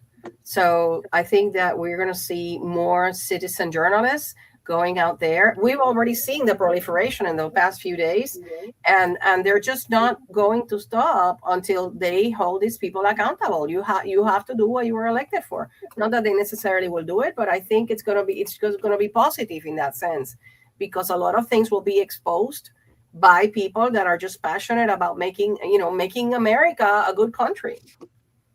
Okay, very good, very good. Let's go to Marnie and give your forecast before we get the other two blokes in here and they give their forecast. Go ahead, Marnie, at this time. Okay, I think it's going to depend a lot on accountability. We're going to have to see something tangible in the first 2 months of the year, or people are going to be at the end of their rope and start citizen courts, sovereign nonsense, anything to get people to be held accountable. I'm still sticking with what I said over 3 years ago on a different podcast live, that Canada is the next Ukraine. It's all being set up. And I mean, it's only a matter of time before the Trump administration declares us the national security issue that we really are, and recognizes the Chinese using us just like NATO uses Ukraine. There's no difference between the two scenarios. So scary times in Canada, indeed. Now let's go to you, Matt. Give us your futuristic predictions here for 2026. I can't wait. Well, we're in the dying embers of empire, so we're just going to see, I think, more of the same of the chaos, particularly in the Sahel region. Niger is just going to get worse and worse since their coup, which was disastrous, the coup that happened in 2023. So we're going to see more breaking of ceasefire. I mean, the ceasefire in Israel is obviously not going to last. They're going to start up again because their whole goal is to try to ethnically cleanse Gaza. I mean, the whole Somaliland recognizing them is partially about that, or what it sounds like at least. So, I think I couldn't predict what the end result in Ukraine is. But we're just seeing basically a collapse of the post-war World War II order that's happening before our very eyes. And remember, I lived in Libya and getting really bad flashbacks of what Libya was like. There was so much euphoria when Gaddafi was finally killed, and I mean the parties were amazing, and there was just such a feeling of hope. And then over the next couple months, you could see the vacuum that was swirling around us, this political vacuum that was sucking everything in. And I'm getting a lot of deja vu. Like when the Charlie Kirk assassination, I told you I didn't like the guy. I didn't like a lot of what he said, but I got a lot of like that feeling of like, shit. I remember when the political assassination started when I was in Benghazi, man. And this is just starting to remind me of that. But it's at home, like when I was in Libya, say, when Ansar al-Sharia, they had an encampment next to where I lived. And, then it was like, okay, I can get home. I'm getting out now. But, now being in the United States and, it's a microcosm around other places in Europe as well. So where do you go? Good point. Yeah, where can you go? There's nowhere to run. There's nowhere to hide. This is my home. This is where my family is, man. And this is. Yeah, well, you could always go to Delaware. Nobody's there. Michael, give us your forecast for 2026 before the ball drops over there in New York, and not that ball, but before Ben Shapiro's ball drops. I think we're probably going to see this tax revolt that's starting to go viral really take effect. I think a lot of people are, again, sick and tired of paying their taxes, watching it go to fraudsters and NGOs and get laundered and sent all over the world. So I think that's probably going to really start to grab steam. I think, well, I know like January 1st, Glenn Beck and a lot of other prominent voices are going to start calling for Pam Bondi's head. I don't know how you keep her there. And I do think that'll put enough pressure on somebody that we maybe see a few arrests this year. I think Ukraine smoked. I think Maduro is probably pink baloney missed pretty soon. He's going to catch a rocket. And I don't think we're invading anywhere in South America. I think we're going to continue hitting drug boats and start doing strikes within the countries. Same with Mexico. I think we're going to work our way up through Colombia and then start hitting the cartels in Mexico. I mean, it's a narco terror state. It has been. Everybody knows it has been. It can't be allowed to persist on our border any longer. So I think that's where we're going to see the action in our hemisphere. Ukraine, I don't care about Ukraine. Hopefully they get smoked. I don't really care about Iran either. I hope they get smoked. Again, I'm only concerned about America. The rest of these people can kiss my ass. Oh, it's an ass-kissing contest. He's a hard act to follow there. Here's my prediction. As you know, I'm a very, very well-known psychic and palm reader. But in this case, 2026, I have a little different take. I think because of what we are seeing with Charlie Kirk and the Epstein and the wars, there's a common theme and thread that's being interwoven between all of these topics and subjects, and it's that Israel. And Israel is the galvanizing topic. It's the polarizing topic that it's actually bringing people together, because for the longest time, Americans, we didn't know what we were fighting. A lot of people didn't know why they were angry. A lot of people couldn't place the proper face of the adversary that's behind some of the greatest misfortunes and events and assassinations of the 20th century and now the 21st. And the wars and getting us involved as our military might is used like a Sunset Boulevard whore on a Saturday evening.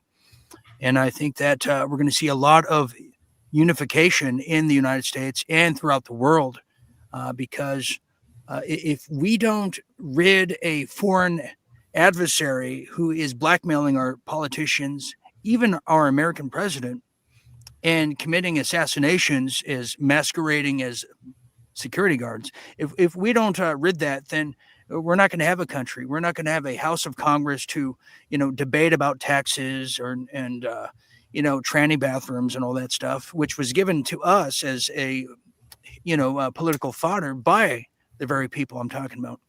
So I think we're going to see a lot of unification, and I think the people leading the way are people like Candace Owens, Tucker Carlson, Jimmy Dore, people, the Young Turks, and that's a variety of different spectrums of the political world. And that's what life is all about, variety. Because in the world of ice cream, you can have 31 flavors, but for some reason in the world of politics, you can only have 2 choices. It doesn't make sense to me. I think we're going to see a lot of unification, even if they try to do some more just Neanderthal wars there. So also remember, this is also not a game of Risk, man. These are people. Yeah. Hey, I don't want to see Persian women and Iran or the Lebanese women, any of those people get hurt. And you know what I'm saying? So I don't want to see any of that. Screw power structures. I totally agree with you guys on that. But, just the sheer... Here, we have somebody here. Jim, did you order pizza, Jim? Who is here? Well, I'll be damned. It's the pizza delivery guy. Neil, what are you doing? Whoa, Dean. Can y'all hear me okay? Yes, sir. Okay, Neil, it's the New Year's upon us, Neil. You're a little late in the game here. How are you doing, and Happy New Year to you? Yeah. Well, have you ever heard of the Church of Jesus Christ of the Latter-day Saints? I might have a book to offer you that you might want to read. No, I'm not from the Latter-day Saints. I'm so excited to be here. All I heard was something from Michael saying, "Kiss my ass." And that's all I heard. So I don't know what else. Is there anything else you guys have talked about besides that? A lot of ass kissing here tonight. I think that was the most important comment of the night. So I think that encapsulates. That's definitely been the running theme of telling different people, various people or nations to kiss our ass. Yeah, in fact, I think Michael told me to kiss his ass too, and everyone's just doing it's the thing to do. But we have just real quick, Neil. Since I'll give you a rundown of, we had a story of the year, we had a lot of things, and I think it's safe to say that Charlie Kirk took the win for that one for story of the year. Overlooked story. There's a few of them. That's a variety. I can't name just one. Villain of the year. Well, we from Shapiro to Netanyahu to this guy here. We even have persons of the year, just a lot of things. But Neil, Wow. since you're here and you're late, and I don't know if how sober you are, but would you like to give your forecast for 2026 before we go into our next segment? Yeah, it's I would like to be optimistic, but it's honestly, as far as like a worldwide federal level, it's not looking too good. And I think the best case scenario here is that Babylon falls, because Babylon must fall. It's inevitable. It has to fall. And this is biblical, you guys. Like, we are at a point in history and in this nation where I don't see a way to turn back except for everything to crumble down. But that's a good thing, because here's what's going to happen. In order for a revolution to take place, number one thing's got to crumble, they got to fall. But also, people are going to have to learn how to be local again, how to be in their communities, how to fend for themselves, how to grow their own food, how to look out for their neighbor. Local communities coming together to figure out things like, hey, how can we have clean water here in our community? That kind of thing. So I think the good news is that this year, especially compounded with a complete lack of trust in the federal system, the Fed has to end. And I don't know if people mean like the Federal Reserve anymore or the federal government, but I'm okay with either. When they say end the Fed, I mean, like, we need to end it all. So I think we're coming for some really huge changes in 2026. I think people need to be spiritually, physically, and mentally ready for these changes. Because I think I honestly think it's going to get worse. But everything, and from a biblical and spiritual standpoint, I'll say that God always allows things to be shaken around us, to be shaken up, and to become very unstable, so that we will come back to our grounding, come back to our center. And I think he's allowing for a spiritual awakening to take place right now. And a lot of people aren't going to make it, but if this is just part of the process. So I know it's very general. I didn't get very specific, but I think that's what we're looking forward to. And I think it's going to be very good, but it's also going to be very difficult at the same time. That was general. That was definitely I wouldn't say vanilla, but French vanilla. That was very good. Thank you, Neil. You really provide when it counts. Jim, we have about 20 minutes before we watch the ball drop. But we have a segment to do with you left, and I didn't intend for this to go as long as, but it's so compelling, everybody. It's so compelling. So why don't we get There's one thing that nobody mentioned. We've all been so focused on people. But what about Three Eye Atlas? What about this alien invasion? Who is the enemy? You're right. Are they going to save us? The blob and Antarctica. That's always a good point. Okay, Neil, do you have to get back to? Well, Neil, do you have to go right now? Do you have to get back to your picnic table and your night out there? Or are you here? Are you here? I'm probably not gonna be able to stick around for more than just a few minutes. Okay. Oh, okay. So he's casing the joint here tonight. All right, Neil Bishop, everybody. What a great year we had with him. Star Thanks, Neil. Of a great Christmas special here with Anna. You know, we have the Christmas special people and everybody. So thank you for joining us here tonight, Neil, and have a safe New Year. Hey, Happy New Year. Appreciate you all. Love you all. Happy New Year to you all. Okay. All right. There you have it. Okay, there you have it. Jim, we're going to go right into it. We have about 19 minutes. Why don't we take a break, everybody? And maybe we might we're going to maybe pour over until after the new year to do our, what would Jim do? Is that okay? How about a break, everybody? This was a long segment. I'm going to my buddy's house. So. Yeah, okay. And yes, he has to go to celebrate the new year. Perfect. So we're going to say goodbye to Matt. Maybe we're going to have the ladies here, and Michael will be here as well.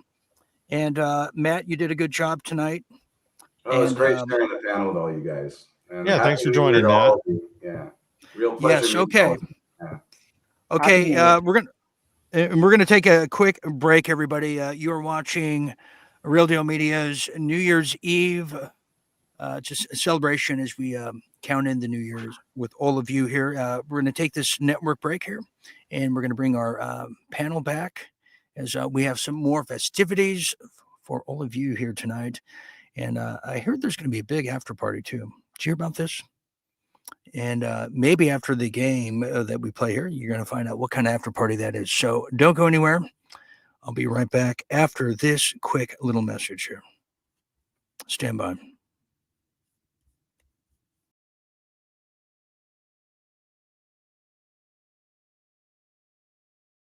Jim, you want to change your vote? You can still do it at this time. No, I want to say we have a wonderful pizza place here called Sugar River Pizza. And they've got specialty pizzas that are to die for. I want to mention two in particular. One called ricotta, be kidding me, red sauce, pepperoni, sausage, whipped herb, ricotta, and oregano, and kicking horse for a war. Red sauce, pepperoni, sausage, jalapenos, red onion, pepper jack. Those are two unbelievably good pizzas.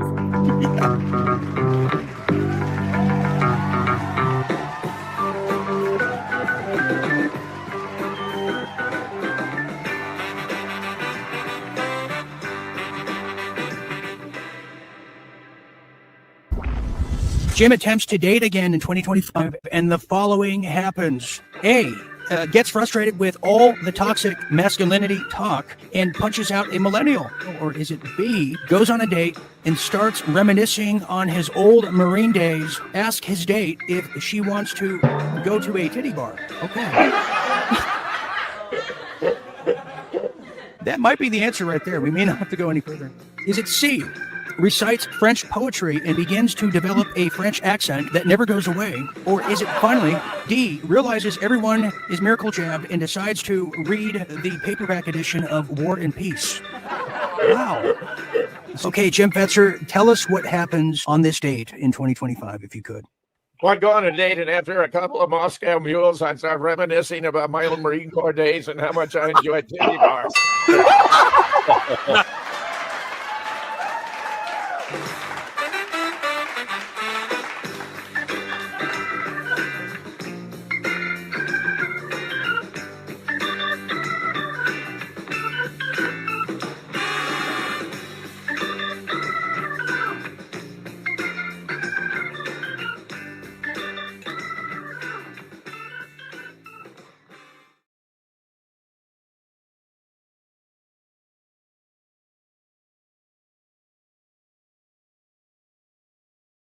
Okay, welcome back. Welcome back, everybody. The final show, can you believe it, of 2025 here tonight. What extravaganza it has been. I am still Dean Ryan, your cruise director, cruising with you to midnight and beyond, and with my co-host, the one, the only, Jim Fetzer. Jim, are you drinking tonight? I really was hoping you would, so it would inspire me to get on your level. Dean, I didn't have a chance, but I want to compliment Michael, Matt, Anna, Rebel Mama. I thought the comments, suggestions, the candidates, the nominees were all excellent. I thought it was a very varied and enriching conversation. I liked it. Yeah, I do like it too. And they're going to be joining us now because, Jim, we're about to embark with the time we have left in this year on one of America's finest games. Let me tell you what that is here.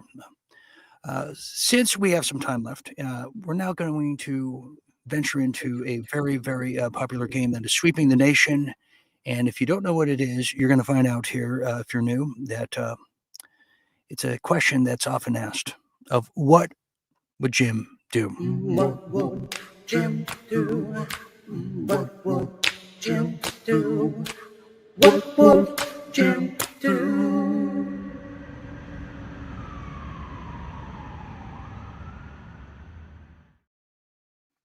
Yeah, what would Jim do? Okay, who is Jim? Jim is he's a philosopher, he's a professor, he's a Marine, he's an artist, he's a crooner, he's a husband, he's a father, grandfather, and he's a neighbor and a friend.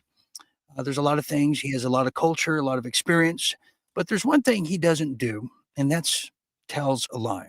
He can't tell a lie. In fact, Abraham Lincoln learned it from him. I believe that's the case. So we have some panelists who are going to be joining us here tonight. They've stayed over. We have Anna Toledo, who is she's aiming to win tonight and playing for the win, and as well as Michael, who's joining us, and Rebel Mama. Okay, so we're going to have about 7 questions or less of scenarios of what Jim would do. You have to guess the right one, and the winner of this game now. Okay, the winner of this game is going to get 3 days and 4 nights over there at the Ukrainian hotel in the Zelensky suite. Okay. Well, if it's in the Zelensky suite, now you're talking. All you can eat buffet. All you can eat buffet. Okay. We ask of our participants: no cheating, no phoning a friend, and audience, please don't help them. I don't know if they deserve it. Some cases, but anyways, are we ready for this? Okay. So we're going to have 7 questions, and we have 3 participants in this. And Jim, no hints, no favorites. And that's how that one goes. All right, let's get to it here. Let me get my deck of cards. All right, we're going to now start with number 7 of what would Jim do? And I'm going to give you the scenario. Bear with me here, as we have very primitive technology, as our computers are from the 90s. And our cell phones too. All right, here we go. Number 7 of what would Jim do? Let me go right to the top of it right here. So what would Jim do? Number 7, excuse me. What would Jim do if Jim gets invited to a New Year's Eve party only to discover it's being thrown by the Zionist Federation of America? What does Jim do? What does Jim do? Okay, what does Jim do? And I'd be scared for one. Does Jim A inquires if they validate parking? Okay. B tries to fit in by putting on a Shriner's hat. Okay. Is it C attempts to carry out the ICC arrest warrant for Netanyahu in hopes for a cash prize? Jim, how about for the good of humanity, Jim? How about that? Or is it D, indulges at the open kosher bar and embarks on a 90-minute tirade of how shitty Barbara Streisand is? Okay, so there you have it. Of what would Jim do? That is something right there. Why don't we start with you? Anna, since you're new to the game. Go ahead. Tell us, what does Jim do when invited to a party thrown by the Zionist Federation of America? That is something. Well, the reason for my decision is because I highly admire his intelligence and his elegance, so I would go for D. He would just take advantage of the situation, go for the open kosher bar, really? and not cause any ruckus. That's what because it's not the appropriate place for him to do so. So that's what I think. Okay, Jim, you're being called a lush by Anna. How do you feel about that? Okay, so let's now go to Michael, please. Tell us, what would Jim do in this scenario right here on New Year's Eve? I'm going to go D as well, because if you're already there, you might as well take advantage of the free alcohol, and maybe I'll even have some fun. Well, see, Jim, you get to know who your true friends are, Jim, right here tonight. Okay, go ahead, Marnie. Tell us. I have to go with B with a side of D. In other words, yes to the kosher bar of D, but being the journalist and inquiring mind that Jim is, he would have to go and put on the Shriner's hat, blend in, and gather intel. Oh, really? Sneaky bugger, yeah. Okay. Jim, at this time, please tell us what you would do at this party. We're dying to know. If you could, go ahead. No doubt about it. I would attempt to carry out the ICC warrant and arrest Netanyahu. Oh, wow. Okay. Nobody wins on that one. Nobody wins at that one. It's a sad state of affairs, but that's how the cookie rumbles and crumbles right there. Okay, we're going to go to number 6 right now, as this just gets better. I don't know what to say because it's that time of the year. Here it is, number 6. Let's now get to it, shall we? Jim's college football team. He loves the Badgers over there in Wisconsin. Are playing in the Rose Bowl. Their star quarterback gets injured with minutes left in the game. Wow. What did Jim do? Does he A, becomes extremely emotional by slicing and dicing jalapenos for his nacho platter? He's been known to do that. That's why that got, he's been really known to do that. Okay. Or is it B, decides to find Jesus and begins to pray the rosary? Okay. That happens. I've seen it. C, heads to the latrine only to strike up a conversation about Sandy Hook. Out of all the places, that's a unusual combo.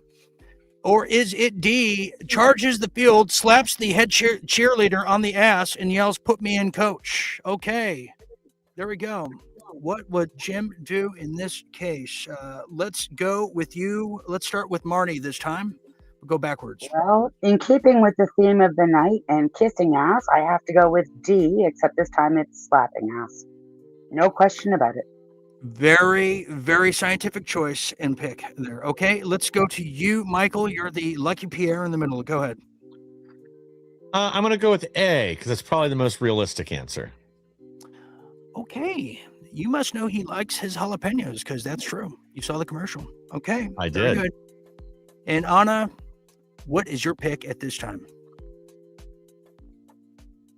Wait. Go ahead. Go ahead. One more time. Sorry, my cough is so bad. I have to go with A as well. Ooh, very good pick. Very good pick. So the pick. Okay, Jim, tell us what you would pick at this. What do you do at this college game with the Badgers, Jim? Well, Jen and I were just at the Cheesecake Factory last night, and we had their wonderful nachos with this spicy chicken and lots of jalapenos. So we got 2 winners tonight because I would definitely slice and dice the jalapenos. Okay, there you have it. Jalapenos it is. And man, am I hungry for nachos or am I? So we have about 5 more minutes. We may pause to watch the ball drop over there in New York. Something about that just doesn't sound normal. Okay, so we have number 5 here. We're going to squeeze one in real quick. There we have it. And so far, who picked jalapenos?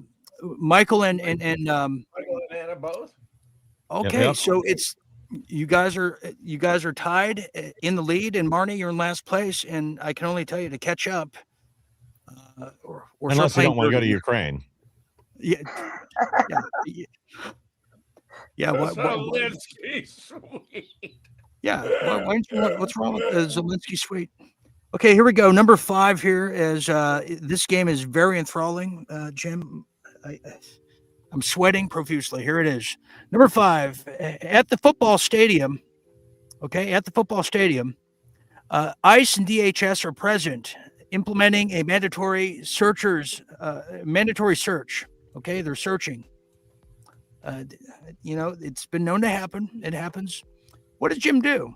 Does he A, decides to put a roll of quarters in his pocket and request Kristi Noem search him for WMDs? Okay. B, ask the DHS officer, what's an old timer got to do to get a bag of blow these days?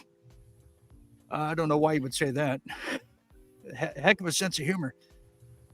Is it C, decides to wear all spandex that day?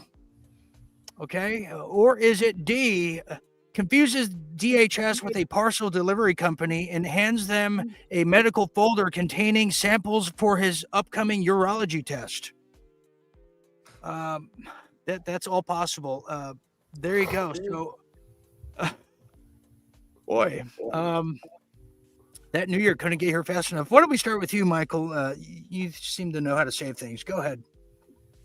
Oh, D, why not?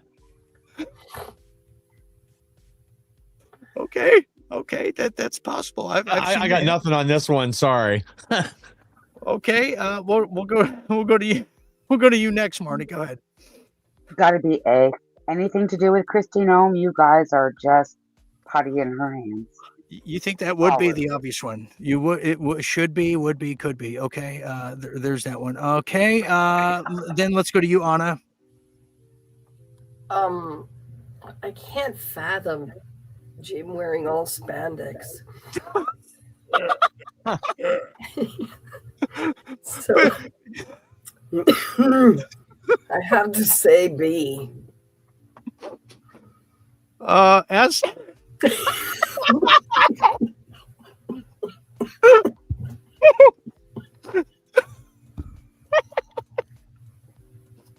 Wait a minute, just for the record, you can't fathom Jim wearing spandex, but you can see. But you can't see him asking for blow from the DHS operative. There's no time for visualization, Dean. Stop it. So, Dean, if those I don't know what's gotten here. Go ahead, Jim. Tell us. If those are the choices, as Michael was scratching his head, to make the best of it, Christy Newman's pretty nice. It's too hard. Okay. Spent a few minutes with her, so Rebel Mama wins this one. Now we got a 3-way tie. Yeah, I got a feeling if you request Christy Noem, they're just going to give you the taser, and then you're going to be in the drunk tank for the next 3 days. Okay, everybody. We're 2 minutes to midnight. We better go to New York. We better go to Times. Yeah, we're going to go to New York right now. New Year's Eve. Okay, everybody. We're going to continue. The game is so thrilling right now. Anna nearly killed me right there. Was not prepared for that one. I'm going to mute Dean and go downstairs so I can say Happy New Year with my family, and then I'll come right back up. Perfect. Oh, they have somebody singing. We're not missing anything. I mean, look at this. What yeah, is but this? It's 2 minutes to midnight. So. No, I know. I wish they. How do I get rid of the singer? I don't even know who this woman is. Okay, everybody. So I'm gonna. I don't want to copyright, as these things go. Jim, what a night it's been. I can't think of a better group of people I want to spend New Year's with than all of you here tonight, and the people watching at home. Sincerely. My wife is catching a few extra Z's. Oh, good. So we can go all night. And Michael, I know we don't know each other well, but God, I know you so good now. This has been a great night. That's what I'm here for. Yes, and Anna, what can I say? That moment will live in infamy. It will be clipped and become a commercial in its own right for years to come. Please don't, because it's going to cause me trouble. Okay, so I honestly, look, I'm racking my brain here because none of the alternatives seem plausible. Oh, here it is, the big countdown, everybody. Apparently brought to us by a South Korean car company this year. Yes, that's right. Here it is. Get ready, everyone watching on Rumble, Facebook, and YouTube. Here it goes, and on X American News live.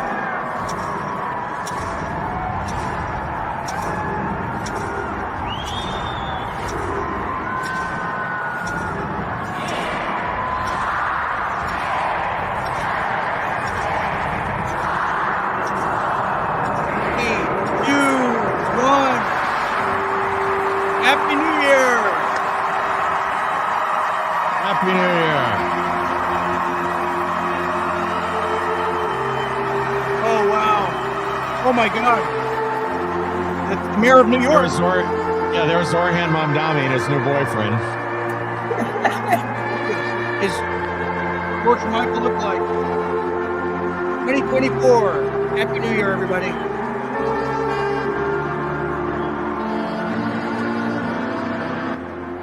Oh God.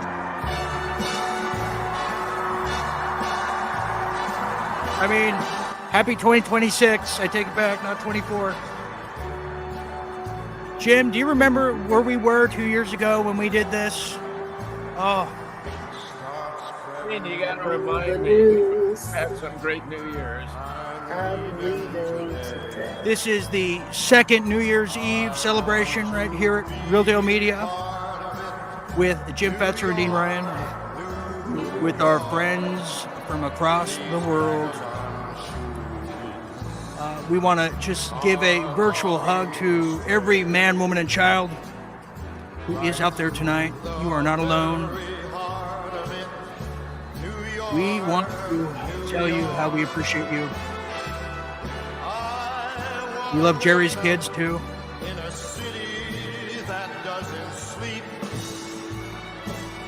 We love cream cheese. Philadelphia commercial this is. We love Frank Sinatra.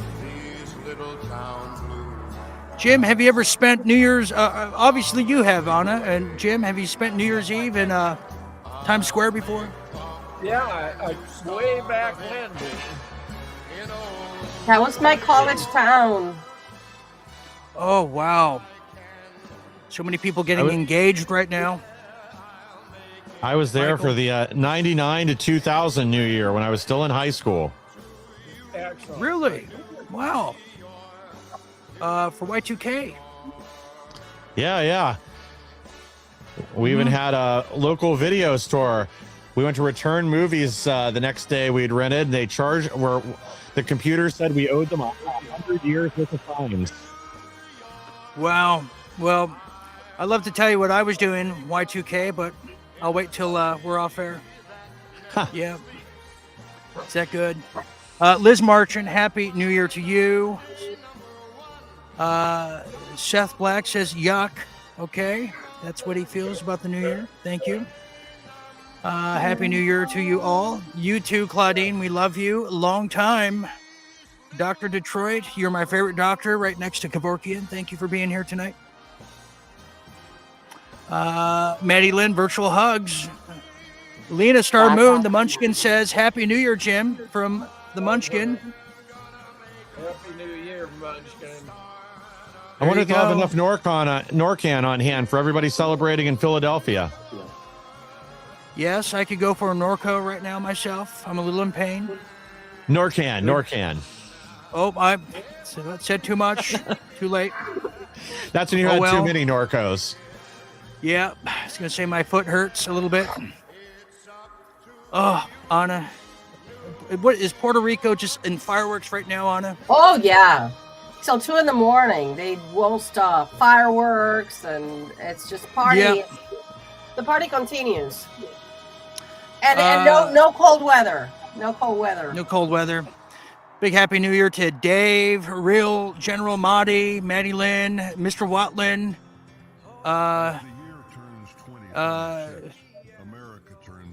That's just Rumble. I'll make my way. Twisted Twister. Other people who couldn't be here tonight. Obviously, people are with their families, like Neil. He made a clear decision. That's okay. Well, we are with our family as far as I'm concerned, so I want to take a chance to say Happy New Year to all the RDM members and all the night owls out there that keep Dean going. Without you, we'd all be alone tonight or with other people we don't like. That's so true. Yeah, and thank you to all, and I'll give my final thoughts with all that stuff.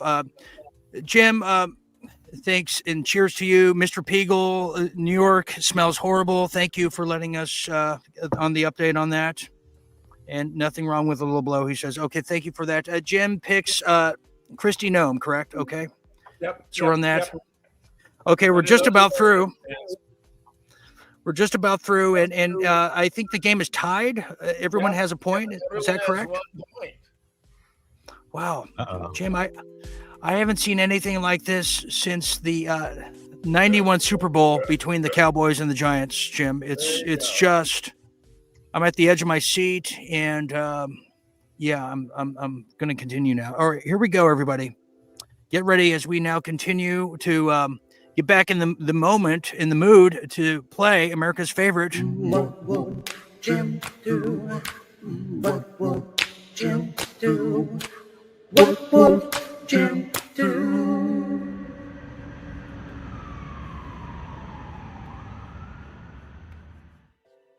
What would Jim do in this case if, well, During the local New Year's parade, a lone gunman is on the prowl. What would Jim do? A, before evacuating the premise with his wife, he manages to get another popcorn refill. Okay, that would be A. Okay, that's interesting. We know he loves popcorn. B, grabs the bullhorn and starts repeating, "It's only a drill. Those aren't real bullets." That's very advantageous. Okay, or C, while on the scene, Jim asked the FBI and ATF if it's too late to sign up to be a crisis actor. He has a very keen sense of humor. Very keen sense of humor. Or is it D, spits his last popcorn kernel out, bemoans he's getting too old for this shit, whips out his Colt 45, and kisses the nearest blonde while heroically whispering, "It's go time." Okay. Why don't we start with you, Michael? Since you're always in the middle.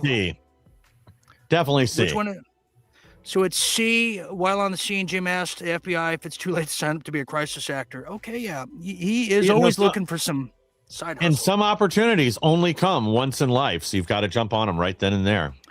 Well, he is a good thespian, so you can't blame him for that. Okay, let's now go to you, Anna. In fact, we went to you last time. Let's go to Marnie. Go ahead, second. Oh, this is easy. Once again, in keeping with the theme of kissing asses, this time we are kissing the nearest blonde. D. Remember, Jim is now turned 85. He's got to get out of jail free card just based on his age. Yes, and he's got a soft spot for blondes, we hear, and popcorn, in that order. Blondes, popcorn, and, okay, bullhorn. Anna, go ahead, tell us, what does Jim do with this lone gunman on the prowl? Sorry. Sorry for I'm that. choking too. No, it happens to me too. Don't love me answering. I would go for B. B, grabs the bullhorn and starts repeating, "It's only a drill. Those aren't real bullets." Yeah, he's got a keen eye. Okay, Jim, tell us, what do you do at this time during this lone gunman incident, if you will? I am getting too old for this shit, but I would kiss the front and go after him. Oh, right. Man, Jim, a Colt 45, really? That's the biggest handgun, is it not? Known to man? I think it is. Not quite, but you know. But it is a weapon I was trained with in the Marine Corps, you know. It's a handgun. That's why I picked it. Subconsciously, spiritually, I knew I was on the right path. Rebel Mama got it again. Well, you know, that's your spirit animal, twin flame, as they say. Okay, let's go to the next one here. As now we ask, against Jim's doctor's advice, Jim accompanies his grandson to his first college New Year's Eve party, and how exciting that must be. But what happens there? What does Jim do once he arrives? Well, does he Jim attempting to fit in? Jim wears a tie-dyed polo shirt, flashes the peace sign, and tries to convince the girls to burn their bras. That would be something he would do. I mean, I could see that.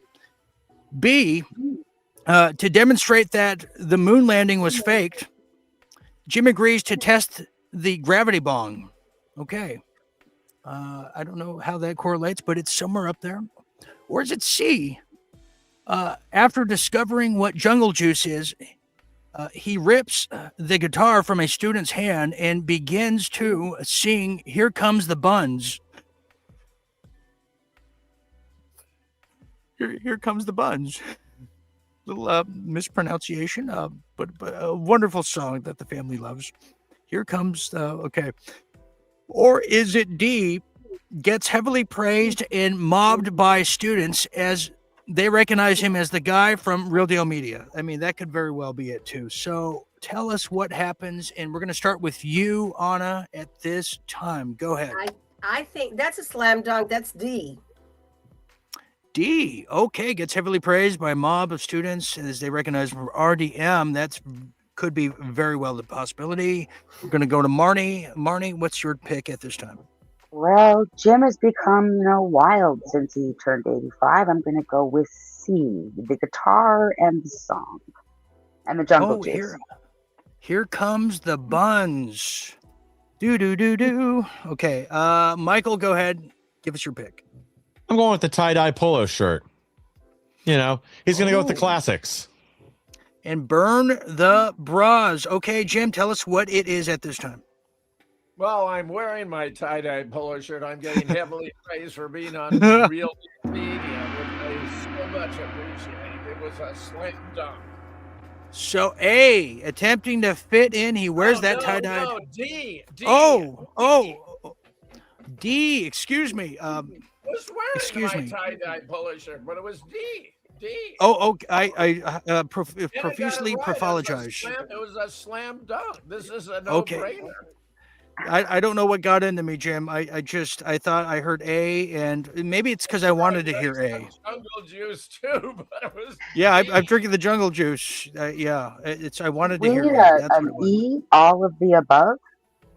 Yeah. Oh no, yeah, we're playing European rules. We're not doing that mechanism here tonight. Okay, so here we go.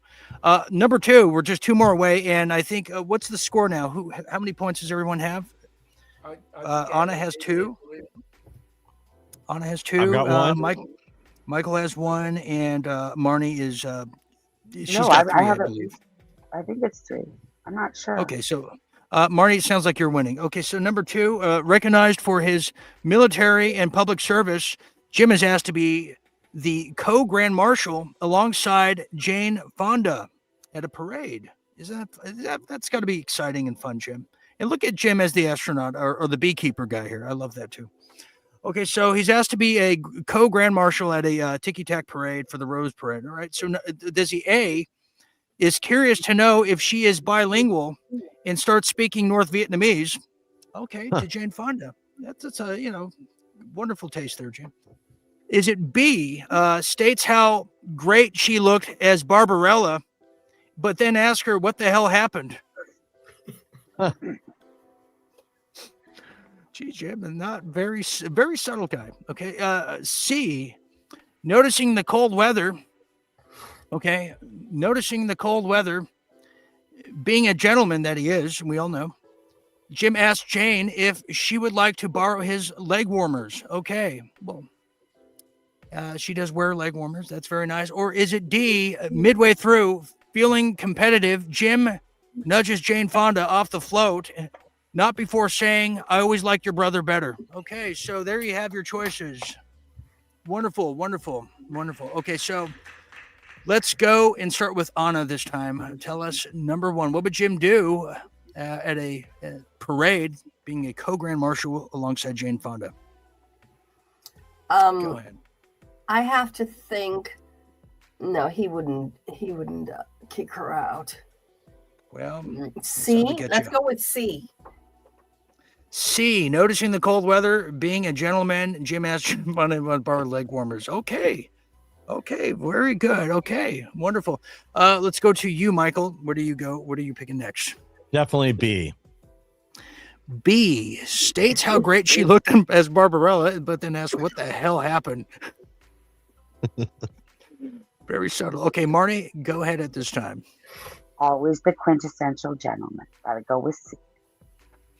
C, noticing the cold weather. Yes, borrowed leg warmers. Jim, tell us, what are you doing with Jane Fonda? What's going on there? Background story to this. My sister got arrested at a protest and Jane Fonda, and she wound up in a paddy wagon.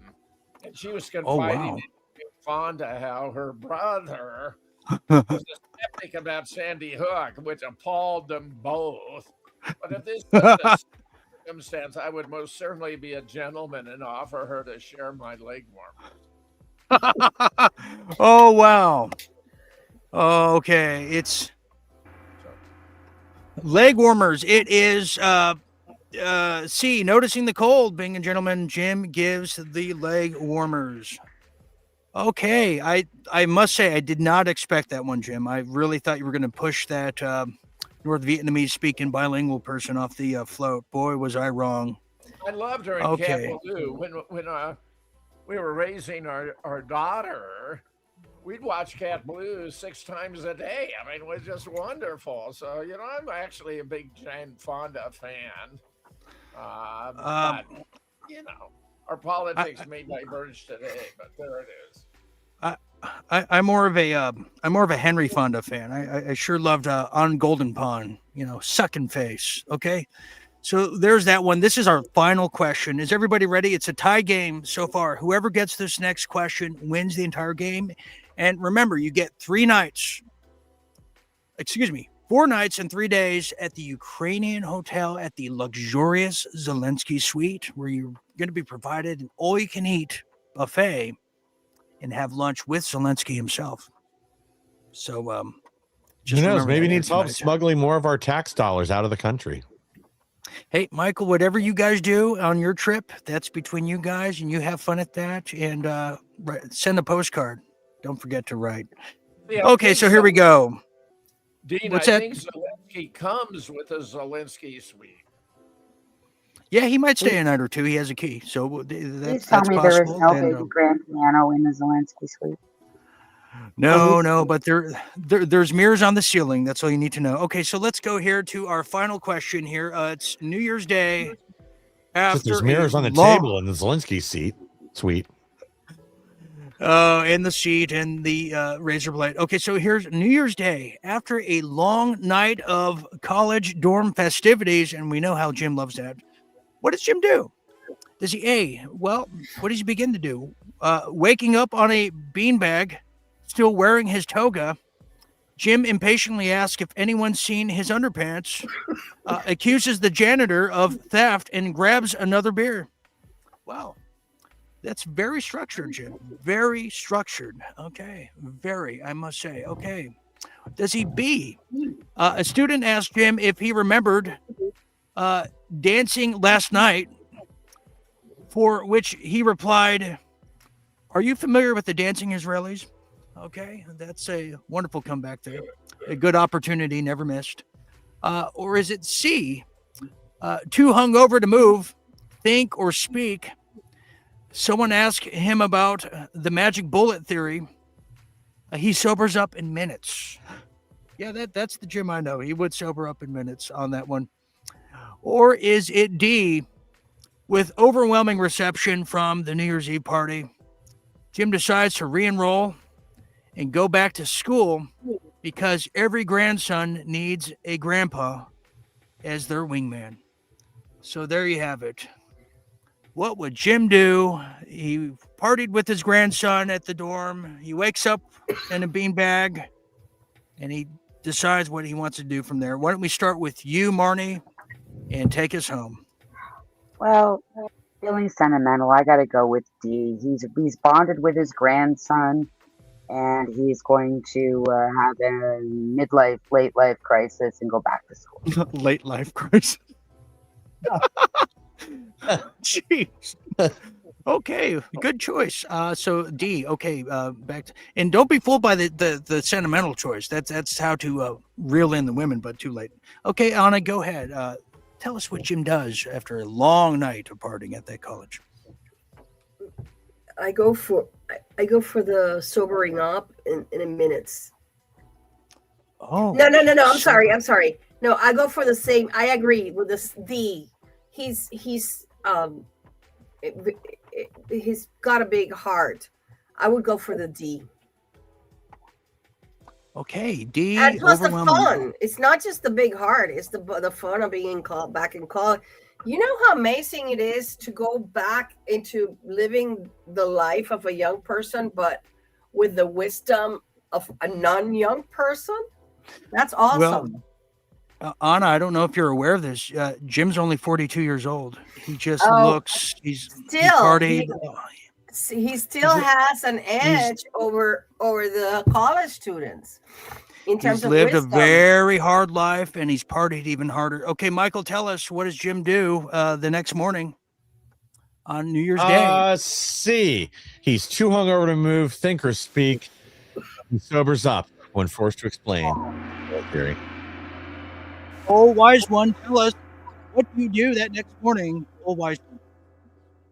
You got to understand there's a background here. My grandson has just finished his first semester at UW-Madison.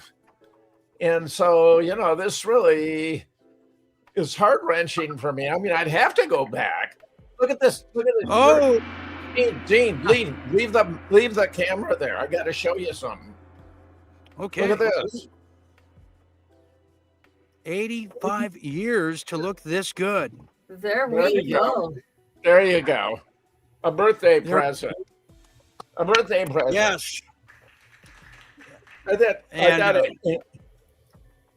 thought Hannah Rebel Mama understood me well. I particularly appreciated Anna's observation. I thought they were very insightful. I agree with you, Jim. It's Michael who really took you wrong. Totally missed the wrong guy. He took you for the wrong guy, misunderstood you, doesn't pay attention, and so he loses clearly. And congratulations to our winners. I guess it's a share. You guys mind being co-winners here tonight of Marnie, Rebel Mama, and Anna. All right, very good on that. Well done. Very good. Very good. Okay, that's a quick applause there. All right, we reached that point of the night, everybody. It's been we hope you had an incredible time with all of us here at Real Deal Media. Jim, what can I say? We're about to go in our 6th season. I can't believe we've made it this far, Jim. I just, it's dawning on me that we made it to 5 seasons. Well, Dean, I couldn't have done it without you. You're gifted artistically, creatively. You just have a sense about you, and I think you're doing a terrific job. And while Michael may not have won the contest, I thought he had he lost. Yeah, I thought he had excellent observations during the previous discussion about the news and the case. I really like what Michael had to say. Thank you. I really appreciate that, Jim. Yeah, it wasn't bad, Michael, but you lost and the girls won, and maybe next year. Maybe that was strategic. I just wanted to avoid Ukraine. I almost got sent there a couple years ago. That's a whole nother story. No, I've got a plan, man. When we get there with Zelensky, I'll hold him down. You hit him, okay? Okay, he's not a pinata, but so I want to thank Michael. Michael, thanks for having Real Deal Media syndicated on your network. We hope to do a lot more with all of you. I want to thank Neil Bishop. I want to thank Neil, who stopped by and has done a tremendous amount in the latter half of this year for all of us at RDM.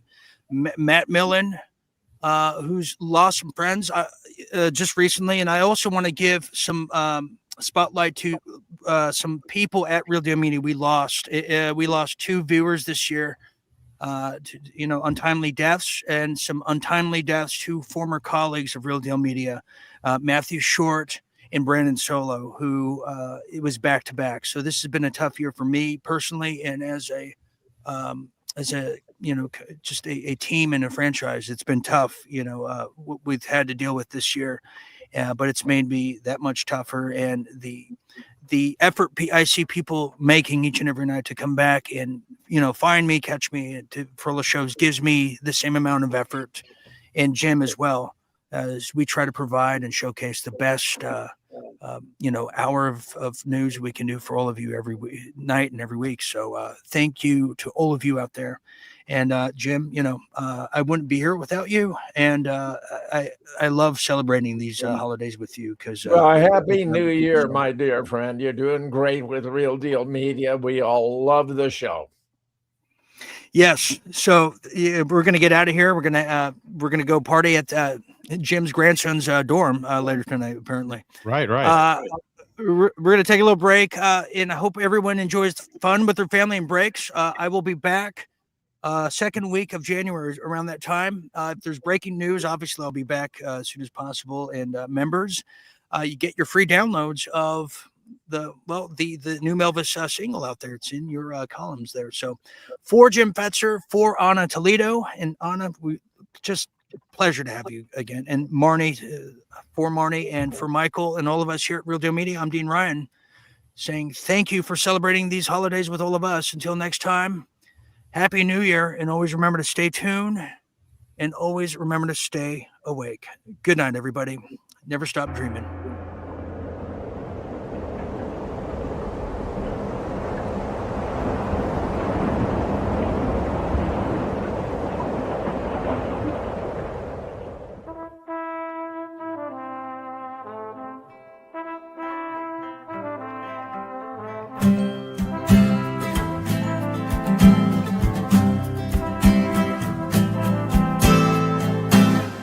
There must be a light burning bright somewhere. God truly burns, flying higher this morning. If I can dream of a better land, oh, my brothers walk hand in hand, tell me why, oh, why can't my dreams come true?